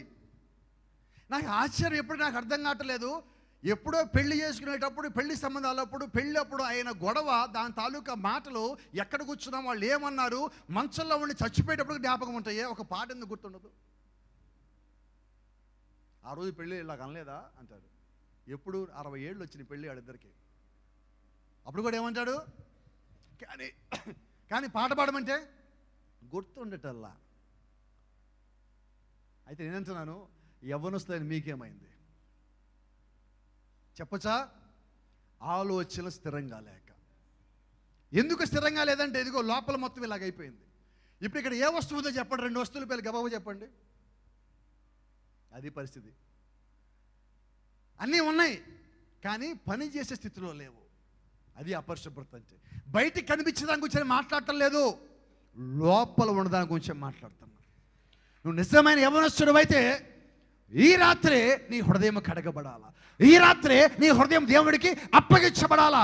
ప్రభువా, నా హృదయము నేను శుభ్రం చేసుకోలేను, నీ వాక్యముతో నీ ఆత్మతో నా లోపలికి వచ్చి నాలో ఉన్న చెత్త, వ్యర్థమైనది, లోక సంబంధమైనది, చెడిపోయినది, పాడైపోయినది, కుళ్ళిపోయినది, అపవిత్రమైన ప్రతి దాన్ని బయటికి పడే. ప్రభువా గట్టిగా చెప్తావా? ఎంతమంది సిద్ధంగా ఉన్నా ఆ మాట చెప్పడానికి? రావట్లేదు ఎక్కడి నుంచి. Praise the Lord. తర్వాత ఇంకొంచెం కష్టమైన ఒకటి ఉంది నా దగ్గర, వినపడలేదు. ఏంటంటే చెప్పండి అమ్మా, కనిపించింది అన్న. ఏం పిల్ల? పంది పిల్లని బాగా కడిగి కూర్చోబెడితే ఏమవుతుంది చూడండి. పంది ఎప్పుడు గొర్రె అవ్వదు, గొర్రె ఎప్పుడు పంది అవ్వదు, అంతేనా? ఇప్పుడు మనం గొర్రె పిల్లలమేనా కాదా? ఎటువంటి గొర్రె పిల్లలం అంటే దేవుని యొక్క గొర్రె పిల్లలం. గొర్రెలు కాదు, గొర్రె పిల్లలం. మీకు అర్థమైతే చెప్తున్నాను నేను. మనము గొర్రె పిల్లలమై ఉన్నాం. అదే నిజమైతే గొర్రె పిల్ల అంటే ఏంటో తెలుసా? దాన్ని సొంతగా ఏ నిర్ణయం తీసుకోదు, అది గొర్రె పిల్ల అంటే. గొర్రె సొంతగా ఆలోచించలేదు, దానికి తెలిసింది ఒకటే, కాపరి వెనకాల నడవటం. కానీ ఈరోజు మన గొర్రెలు ఏందో పక్క కాపరి వెనకాల నడుస్తుంటాయి. ఏ కాపరి వెనకాల ఆ గొర్రెలు నడిస్తే మేలు కదా. ఈరోజు ఎలా ఉంది? యేసుక్రీస్తు ఏమన్నాడు? నా గొర్రెలు. మరి ఈరోజు ఏమన్నాడు? నీ గొర్రెలు నా స్వరంలా అంటున్నారు. ఇది కాదు. నిజమైన గొర్రె అయితే ఏం చేస్తుంది? కాపరిని వెంబడించాలి. ఒక బలహీనమైనది గొర్రె పిల్ల అంటే సొంతగా ఆలోచించలేదు, సొంతగా దానికి మార్గం తెలియదు, అది పూర్తిగా కాపరిని ఆనుకునేది. అది ఏదైనా జంతువు దాడి చేసినా తప్పించుకోవడం కూడా రాదు దానికి. అది గొర్రె పిల్ల అంటే, అది విశ్వాస జీవితం అంటే. పూర్తిగా మన కాపరి అనగా ప్రభువైన యేసుక్రీస్తు మీద ఆనుకునేదే నిజమైన విశ్వాస జీవితము. అదే నిజమైన గొర్రె పిల్ల జీవితమై ఉన్నది. ఆమేన్. ఒకరోజు ఈ యజమాని పందిపిల్ల బయటికి కనిపించినప్పుడు బురదలో ఎలా కనిపించింది. ఆయన అనుకున్నాడు, దీన్ని శుభ్రం చేస్తే బాగుంటుంది.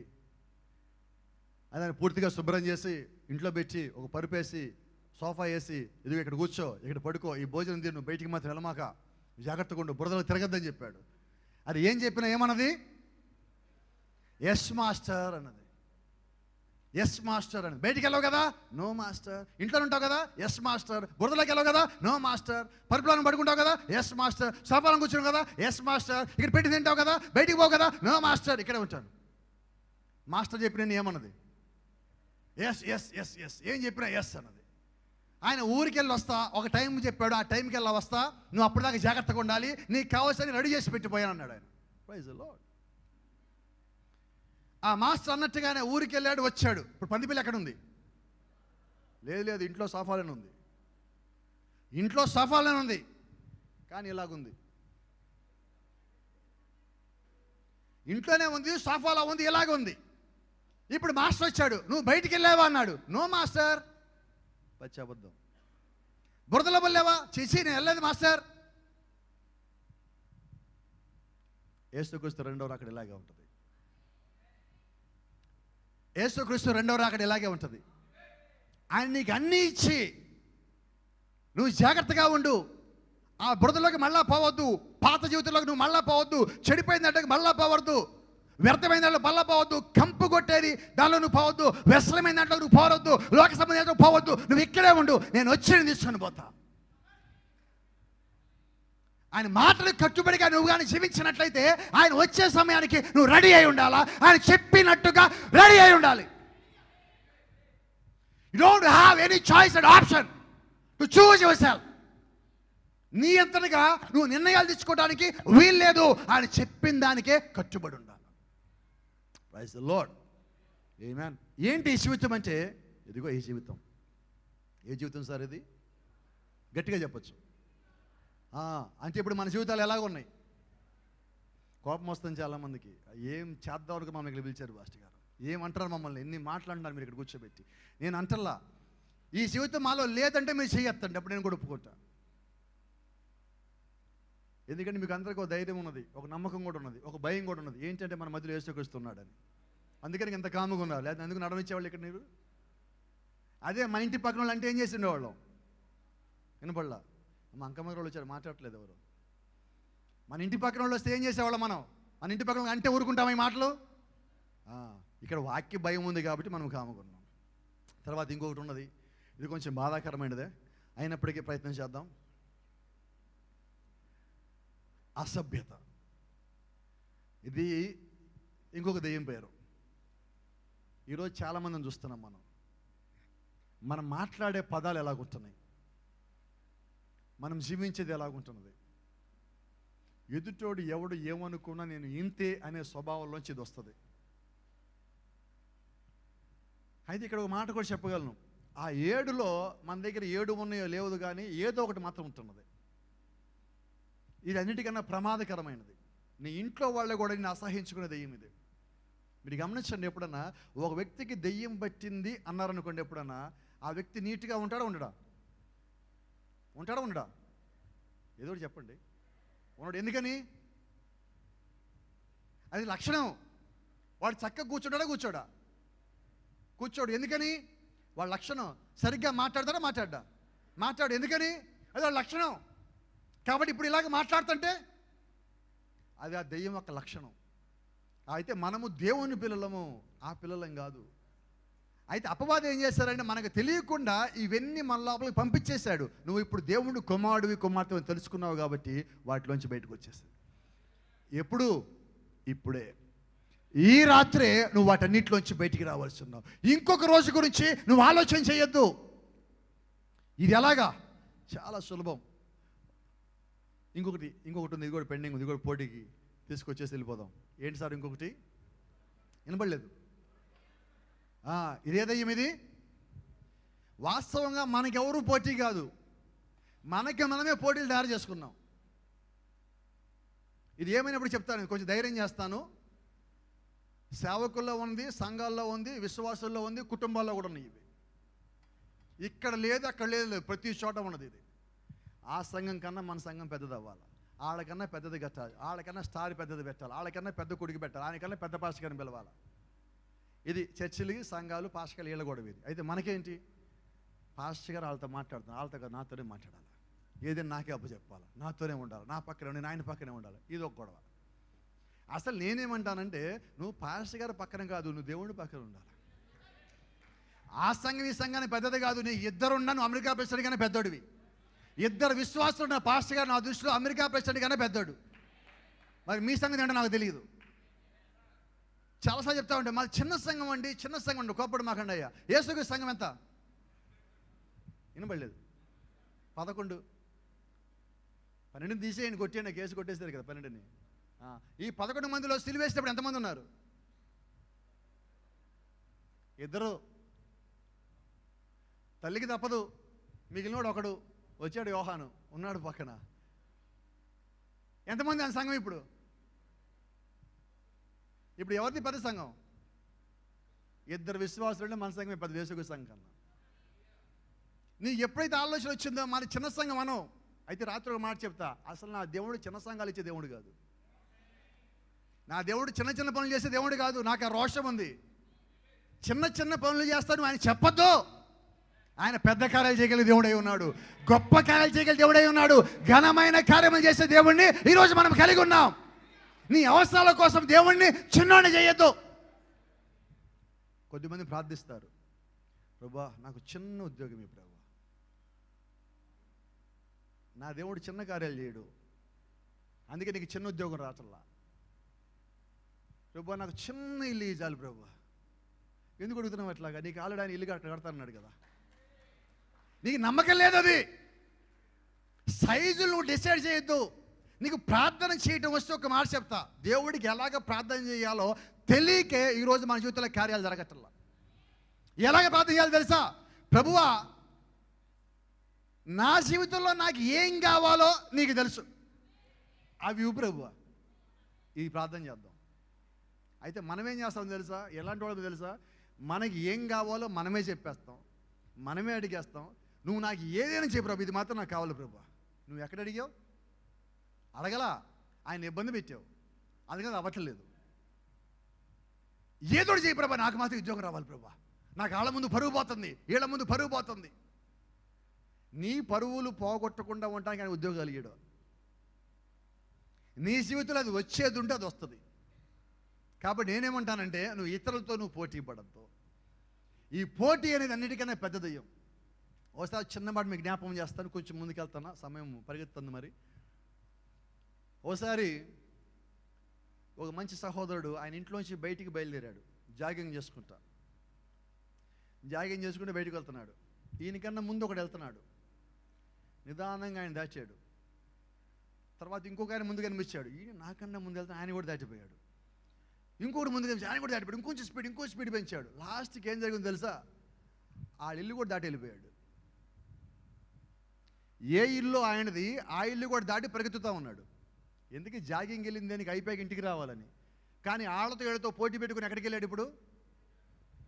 మనం కూడా చాలాసార్లు పరలోకానికి వెళ్దామని కిందకు వచ్చి ఆళ్ళతో ఏళ్ళతో పోటీ పడి పరలోకం వెళ్ళిపోతున్నాం. మీకు తెలుసా పరలోకం దాటితే ఏముంటుందో? అగాధం ఉంటుంది, ఆ పక్కన పాతాళం ఉంటుంది. కాబట్టి మనం గురి ఏంటో మనకు తెలియాలి, మన లక్ష్యం ఏంటో మనకు తెలియాలి, మనం ఎందుకు వచ్చామో తెలియాలి. ప్రత్యేకించి యవనస్తులందుకు మాట జ్ఞాపం చేస్తున్నాం. నువ్వు భూమి మీదకి వచ్చిన ఒక మొబైల్ ఫోన్ కొనడానికి కాదు, నువ్వు భూమి మీదకి వచ్చిన ఒక బైక్ కొనుక్కోవటానికి కాదు, భూమి మీదకి వచ్చింది నువ్వు ఇన్స్టాగ్రామ్లో రీల్స్ చేసుకోవడానికి కాదు. నువ్వు వచ్చింది దేనికంటే పరలోక రాజ్యం వెళ్ళటానికి. నువ్వు వచ్చింది దేవరాజ్యం చేరటానికి, నువ్వు ఆయన చిత్తానికి కట్టుబడి ఉండటానికి. దేవుడిని నమ్మి నిన్ను ప్రేమించి ఈ అపాయకరమైన కాలంలో కూడా ఆయన కృప నీ కొరకు ఇచ్చి నిన్ను భూమి మీద పంపించింది దేని కొరకంటే ఇక్కడ కార్యక్రమాలు చేయాలని కాదు, వీటన్నిటిలోంచి బయటకు వచ్చి వాక్య ప్రకారంగా జీవిస్తావని దేవుడు నిన్ను జగత్తు పునాది కన్నా ముందుగానే నమ్మి ఈ చిట్ట చివరి అపాయకరమైన కాలం పంపించాడు. నీమే నమ్మి నమ్మకం వచ్చి. ఆశ్చర్యం, దేవుడు అబ్రహాముని నమ్మాడు, అబ్రహాము దేవుడిని నమ్మాడు, అందుకని దేవుడు కార్యాలు చేశాడు. దేవుడు నోవాహుని నమ్మాడు, నోవాహు దేవుడిని నమ్మాడు, దేవుడు కార్యాలు చేశాడు. దేవుడు దానియేలుని నమ్మాడు, దానియేలు దేవుడిని నమ్మాడు, దేవుడు అక్కడ కార్యాలు చేశాడు. ఇప్పుడు దేవుడు మనల్ని నమ్మాడు, కానీ మనం దేవుడిని నమ్మలా, అందుకని ఆయన చేయలేకపోతున్నాడు. కారణం ఏంటంటే మనం నమ్మకపోవటానికి. నమ్మకపోవటం బట్టే ఆయన రెడీగానే ఉన్నాడు. ఒక మంచి సేవకుడు ఒక మాట చెప్పిన మాట జ్ఞాపకం చేస్తున్నా, హీస్ వండర్స్ టు పెర్ఫార్మ్. దేవుడి దగ్గర అద్భుతాలనే ఉన్నవి చేయటానికే. అయితే ఆయన అద్భుతాలు చేస్తాడని అంటున్నాం. మనము ఆయన మన జీవితంలో అద్భుతాలు చేసేలాగా జీవిస్తే ఆయన చేస్తాడు. అంటే మన దగ్గర సంపూర్ణమైన సమర్పణ, సంపూర్ణమైన జీవితం ఉండటంలా వాళ్ళని వీళ్ళని అనుకరిస్తున్నాం. ఆ అనుకరణ ఎక్కడైతే ఉండదో దేవుడు అక్కడ ఉండడు. అంతేనా? కాబట్టి ఏ ఒక్కరిని మనం అనుకరించొద్దు. నువ్వు ఇతరులాగా ఉండవు. నీ ఎడం చేతి బొటన వేలు ఏ ఇతరుది ఒకలాగా ఉండదు. ఎందుకంటే దేవుడు నిన్ను ఒక్కనే ప్రత్యేక పుట్టించాడు ఈ భూమి మీద. ఎంత ప్రత్యేకమైన వాడు అంటే భూమి మీద ఇన్ని కోట్ల మంది ఉన్నప్పటికీ నిన్ను దేవుడు ప్రత్యేకంగా తయారు చేశాడు. ఒక్క వేలు ముద్రలు ఎవడో తెలిసిపోతున్నది. Praise the lord. ఎంత ప్రత్యేకత ఇచ్చాడు దేవుడు మనకి. You are so special to God. ఆమేన్. అన్నిటికన్నా చివరిది, చాలా అపాయకరమైనది, కోపం తెప్పించేది ఒకటి ఉన్నది. ఈ రెండు ఏం చేస్తున్నాయి చెప్పండి?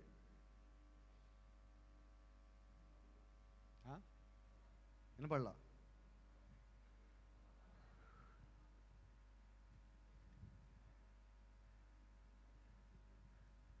కుటుంబాల్లో లేవా? ఉన్నోళ్ళు చెప్పండి, ఎవరొద్దు? అందరూ వద్దు, ఉన్నోళ్ళు ఒక్కటి చెప్పండి. సంఘాల్లో అసలు పాస్టర్గాలకు జుట్టు నెరిచిపోవడానికి, రాలిపోవడానికి కారణమే అది.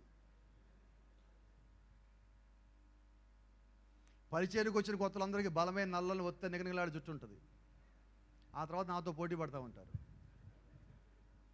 ఏంటి కారణం? అమ్మో ఈరోజు అంటారు ఇంటికి రాగానే. ఎట్లా ఉంటుంది? ఒక కాఫీ ఇవ్వు, ఒక బీపీ ట్యాబ్లెట్ ఇవ్వు, నా వల్ల నన్ను ఎవరు డిస్టర్బ్ చేయబడిన ఒక గంట అంటున్నాం ఇంటికి వచ్చాక. కారణం ఏంటి? వినబడలా? మేము గొర్రెలకు కాపర్లం, కాకులకు కాదు. వినపడలేదు? ఒకసారి చెప్తారా? ఎవరికి కాపర్లం మేము? ప్రతి పంచాయతీకి పాస్టర్ గారిని బాధ్యుడు చేయకండి. ప్రత్యేకించి ఎవరన్నా చెప్తున్నా ఈ రాత్రి, నీ వల్ల సంఘములో గొడవ రావటానికి వీల్లేదు. నీ ప్రవర్తన వల్ల, నీ జీవితం వల్ల, నువ్వు ధరించుకున్న వస్తువుల వల్ల, నువ్వు చేసే మాటల వల్ల, చేసే పనుల వల్ల అది సంఘానికి అవమానం కావటానికి వీల్లేదు. ఎక్కడెక్కడో ఏదో చేసి తీసుకొచ్చి పాస్టర్ గారి పక్కన ఉంటారు. లాస్ట్కి ఎవరిని అంటారు?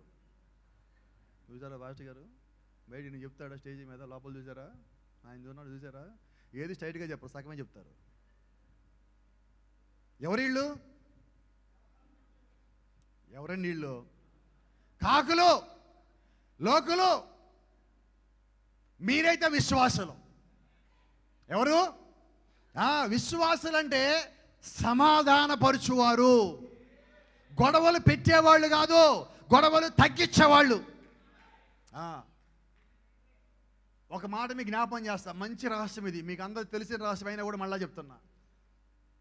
ఎవడ మీదో నీ దగ్గరికి వచ్చి ఛార్జీలు పెట్టుకొని మరి వచ్చి చెడ్డగా చెప్పాడంటే వాడు నీ గురించి ఆల్రెడీ చెడ్డగా చెప్పొచ్చాడని అర్థం. అర్థమైంది? మర్మమైందో? ఈరోజు ఎట్ట తయారయ్యారంటే ఛార్జీలు పెట్టుకొని రమేష్ గారి ఇంటికి పోతారు. ఎందుకని? ఏదో ఒకటి చెప్పాలి, లేదంటే కడుపు రేపు వచ్చేది, గ్యాస్ టాబ్లెట్స్ తగ్గదు. అది మాత్రం ఏదో ఒకటి అయిపోవాలా, ప్రాణం పోయినా పర్వాలా, ఆయన మాత్రమే ఏదో ఒకటి చెప్పేయాలి. ఈరోజు అలాంటి వాటి వల్ల ఏమవుతుందంటే జీవితాలు పాడవుతున్నాయి, సంఘాలు పాడవుతున్నాయి, కుటుంబాలు పాడవుతున్నాయి. ఇంకో సంగతి చెప్తా. ఎప్పుడైతే మన కుటుంబంలో మనం తరచుగా గొడవలు పడతామని తెలిసిందో చుట్టుపక్కల ఏ ఒక్కడు మనకు గౌరవం ఇవ్వడు. నీ గౌరవం ఇవ్వకపోయిన పెద్ద విషయం కాదు, నువ్వు క్రైస్తవుడిగా ఉండి నీ గౌరవం ఇవ్వకపోతే అది విషయం అంటున్నా. నా బాధ మీకు అర్థమవుతుంది అనుకుంటున్నా.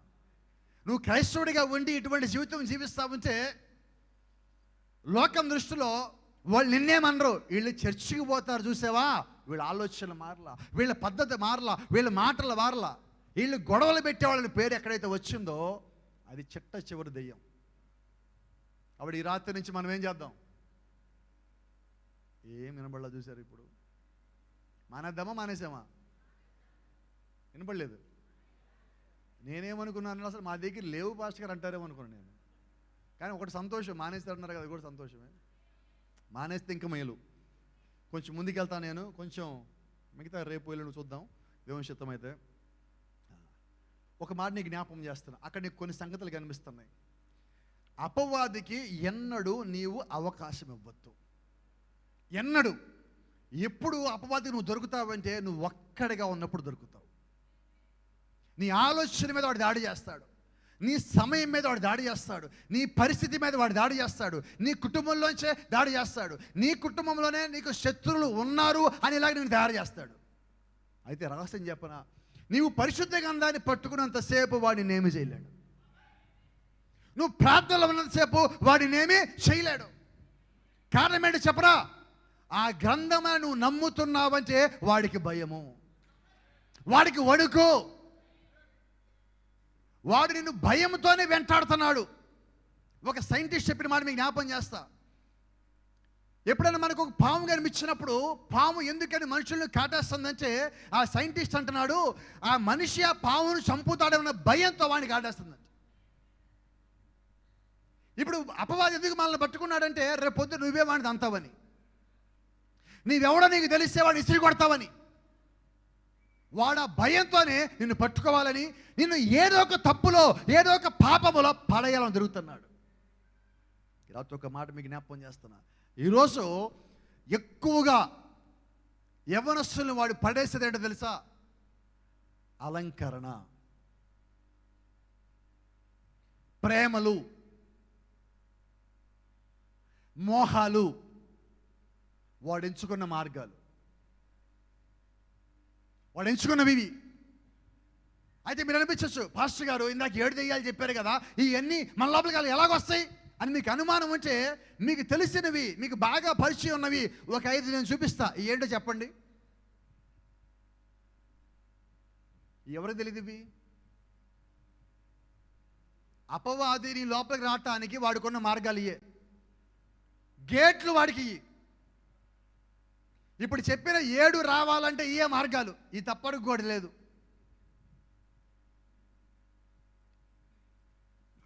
మన కన్ను ఏం చూస్తుంది? ఒక చిన్న మర్మం చెప్తాను ఈ రాత్రి మీ కన్ను గురించి. ఇప్పుడు మీరు చూస్తున్నారు కదా, మీకేం కనిపిస్తుంది ఇక్కడ? ఏదో ఒకటి చెప్పండి త్వరగా, కొంచెం మీకేం కనిపిస్తుంది చెప్పేయండి. ఓ బొమ్మ కనిపిస్తుందా? అయితే ఇది బొమ్మని కన్నుకు తెలియదు, అది రహస్యం. నీ కన్ను చూస్తుంది, నీ కంటి ముందు ఏం పెట్టినా చూస్తుంది, అది కన్ను. నీ ఆలోచన చూసావా, నీ ఆలోచన చెప్తుంది అది బొమ్మని. నీ కన్ను ఏం చెప్పదు. నీ కన్ను ఒక గేట్ అంతే లోపల రావటానికి. వీటన్నిటికీ, ఇక్కడున్న 5టికి మూలము నీ లోపల ఉన్న ఆత్మ. వీటన్నిటిలోంచి నువ్వు దేన్ని అనుమతిస్తే అదే లోపలికి వస్తుంది. లోపలికి రాలేదు, లేకపోతే రాలేదు. నువ్వు అనుమతిస్తేనే అది లోపలికి రావాలి. అది అపవాదం అంటే. నువ్వేం చూస్తున్నావు? జ్ఞాపకం చేస్తుంది రాత్రి అందరికీ.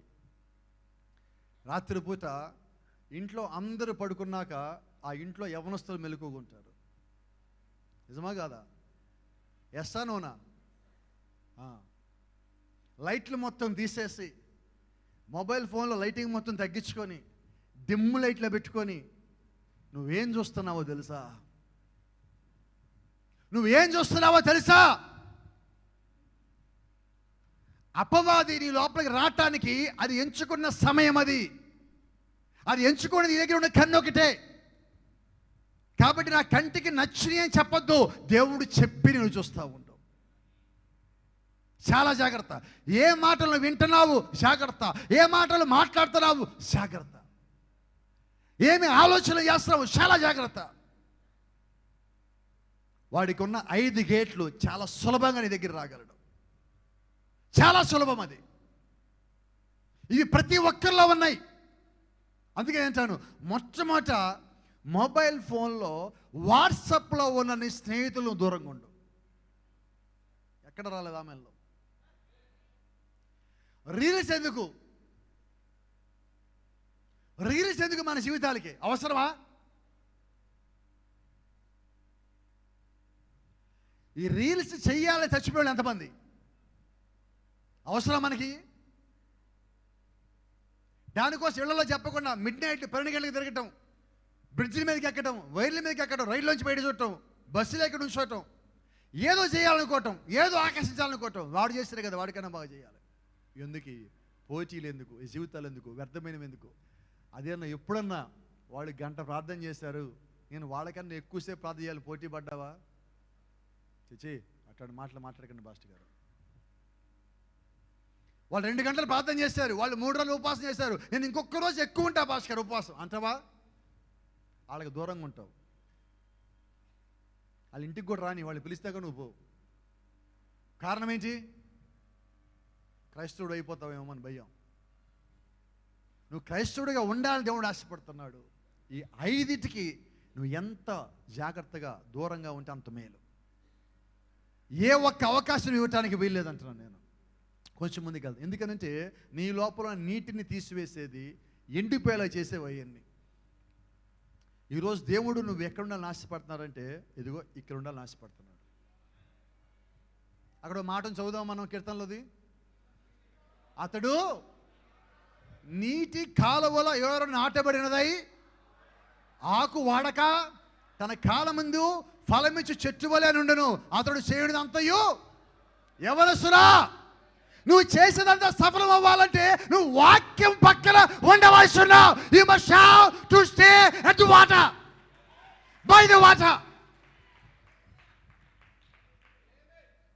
వాళ్ళ పక్కన వీళ్ళ పక్కన కాదు, వాక్యము పక్షమున. చెప్దాం ఒకసారి. ఎక్కడ? అక్కడ ఒక మాట ఉంది, అతడు నీటి కాలువల యోన నాటబడి ఆకు వాడక. నీ జీవితంలో చెడిపోయింది ఏది రాకూడదు, అది ఆకు వాడకుండా ఉండటం అంటే. చెడ్డది రాకూడదు, అది వచ్చినా ఈ మీద పని చేయొద్దు. ఒకసారి ఒక మంచి క్రైస్తవుడు గురించి ఒక ఆయన చెప్తున్నాడు, నీ దగ్గరికి ఒక చెడిపోయిన ఒక న్యూస్, ఒక గాసిప్ వస్తే నువ్వు నిజమైన క్రైస్తవుడు అయితే అది ఈ చెవి దగ్గర ఆగిపోవాలి, నీ నోట్లోంచి బయటకు పోవద్దు అన్నాడు. అయితే మన దగ్గర వాళ్ళు చెప్పింది వినబడకపోతే, చెప్పింది వినబడ, మళ్ళీ చెప్పు. అసలు అనవసరం నీకు, అది వ్యర్థము. నీవు ఎంతసేపు ఏం చేయాలంటే నీకు ఈ నీటి కాలువల చప్పుడు వినిపించాలి. యేసుక్రీస్తు నీతో మాట్లాడే ఆ స్వరం వినిపించాలి. పరిశుద్ధాత్మ యొక్క తాకిడి నీకు అనిపించాలి. ఎందుకని ఈ మాట చెప్తానంటే, వాక్యములో బలం ఉన్నది, వాక్యములో శక్తి ఉన్నది, వాక్యములో ప్రభావం ఉన్నది. Praise the Lord. ఈ రాత్రి మీకు ఒక మంచి సంగతి ఒకటి చెప్దాం అనుకున్నాను. మీకు అందరికీ తెలిసినదే, అయినా మీకు దీన్ని జ్ఞాపకం చేస్తున్నా. ఏంటంటే ఒక చిన్న ప్రశ్న ఉంది పైన. ఎందుకని ఆ దుప్పి లేకపోతే జింక నీరు తాగుతుంది? నీటి కొరకు. అక్కడ ఒక మాట ఉంది, దుప్పి నీటి వాగుల కొరకు. అసలు దుప్పి నీటి వాగుల కొరకు ఎందుకు ఆశ్చర్యపడుతుందో నీకు తెలుసా? అది కొట్టబడినప్పుడు, గాయమైనప్పుడు అడవిలో డాక్టర్లు ఉండరు, అడవిలో హాస్పిటల్ ఉండవు, అడవిలో పిహెచ్సిలు ఉండవు, అడవిలో ఏ నర్సులు దొరకరు. దానికి తెలిసిన డాక్టర్ ఒకటే, అదే నీరు.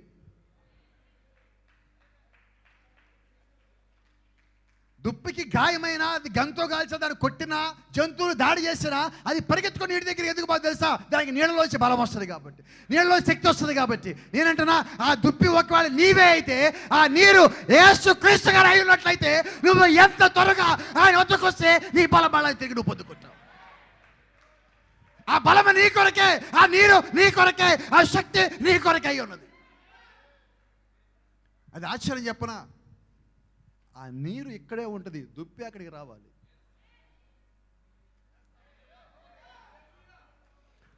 వాక్యము నీ కొరకు ఎదురు చూస్తా ఉన్నది, నువ్వే అక్కడికి రావాలి. గాయము నీకైనది, బలహీనత నీలో ఉన్నది, ఇబ్బంది నీలో ఉన్నది, శోధ నీలో ఉన్నది, లోకం నీలో ఉన్నది, ఇబ్బందికరమైన ఆత్మల యొక్క ప్రభావం నీలో ఉంటే వాటిలోంచి కొంచెం పక్కకు జరిగి, ఒక్కడికి పక్కకు జరిగి వాక్యం వద్దకు వచ్చాయి. ఎంత త్వరగా నీవు వస్తే దేవుడు అంత త్వరగా నిన్ను బాగు చేయగలడు, అంత త్వరగా నిన్ను సరిచేయగలడు, అంత త్వరగా నువ్వు కోల్పోయిన బలము యావత్తు నీకు తిరిగి ఇవ్వగలడు. Is able, is capable, because the word of God says that He is same yesterday, today and forever. Bible అంటుంది నిన్న నేడు నిరంతరము ఏకరీతిగా ఉండంటున్నది. అదే నిజమైతే ఆయన ఈ రోజు కూడా నిన్ను కాపాడగల సముద్రుడై ఉన్నాడు.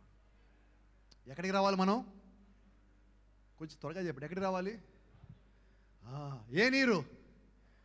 నీకు నచ్చే నీరు కాదు, వాక్యం అనే నీటి దగ్గరికి. నాకు నచ్చిన చోటకి పోతా కాదండి, వాక్యంలాగా ఉన్న చోట నీవు ఉండాలి. నీ ప్రార్థనలో ఎప్పుడు నీ మోకాలు వంచే ఉండాలి. ఈరోజు మన జీవితాలు ఎలాగ ఉన్నాయో తెలుసా? కాళ్ళేమో లోకంలో, కళ్ళేమో వాక్యం మీద. అవుతుందా జీవితం? దేవుడు ఏమైనా చేయగలడా?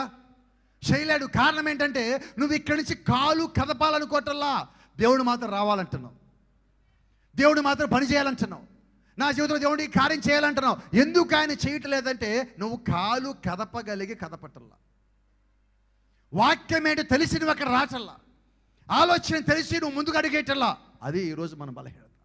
ఈరోజు దేవుడు మనల్ని గద్దిస్తున్నాడు, you must stay at the water.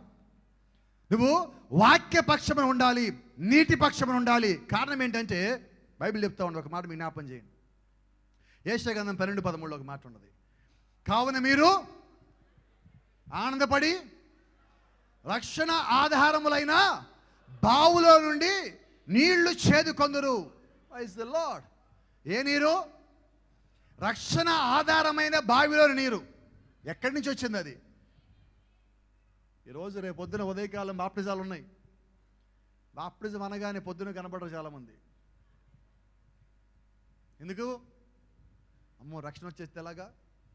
కొద్దిమందికి ఒక గొప్ప అలవాటు ఉంది, రాజు గారు బాప్టిజం తీసుకుని అన్నీ మానేయాలా? బాప్టిజం తీసుకుంటే అసలు నువ్వు బాప్టిజం ఎందుకు తీసుకుంటున్నావు?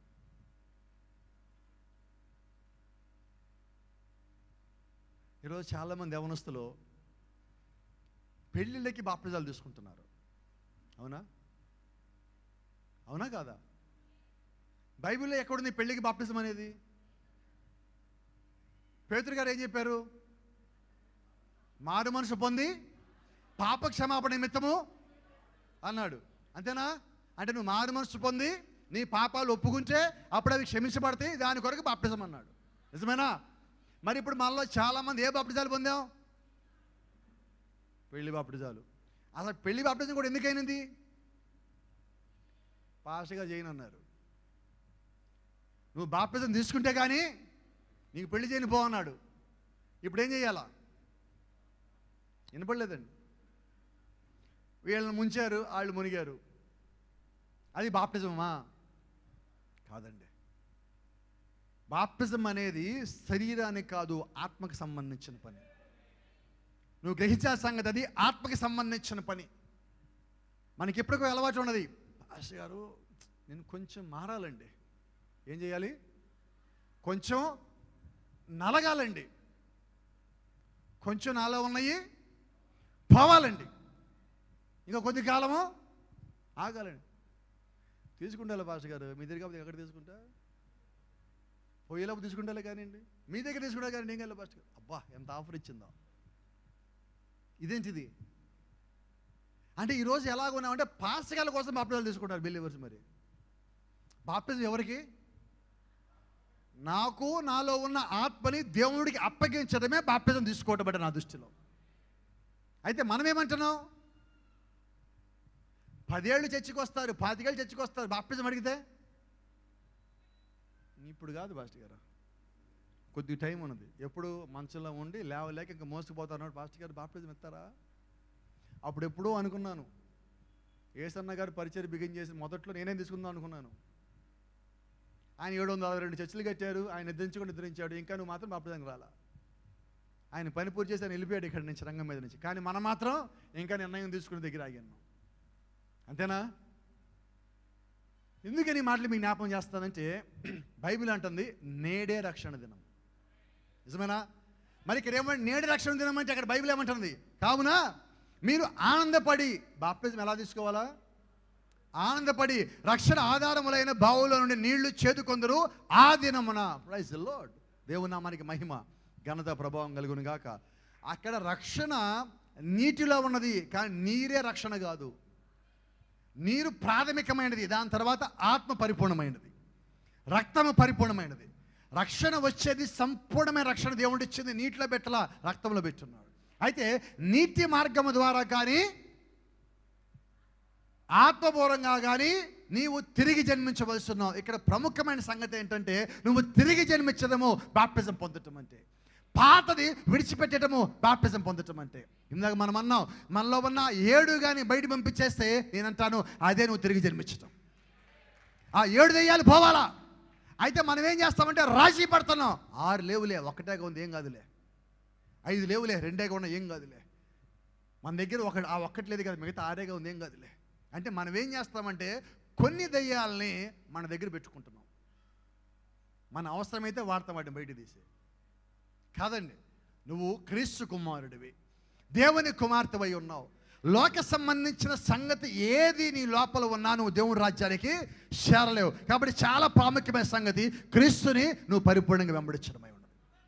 దాని కొరకు ఒక మాట నేను చదువుతున్నా. నేనిచ్చు, యోహాను సువార్త 4:14, నేనిచ్చు నీళ్లు త్రాగువాడెప్పుడును దప్పికొనడు.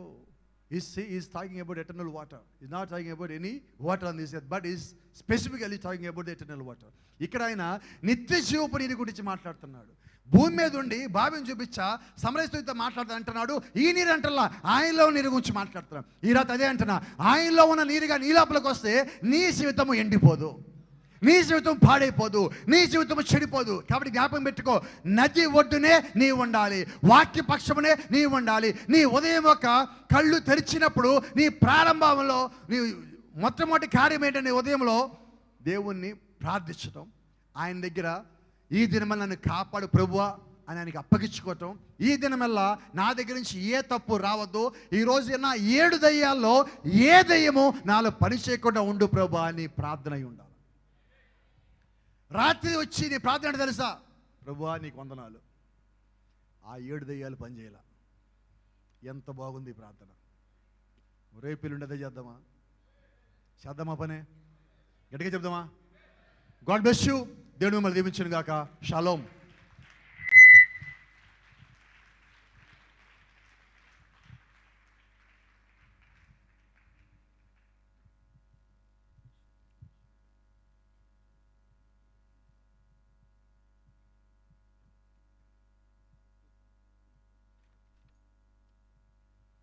Praise the Lord. Hallelujah.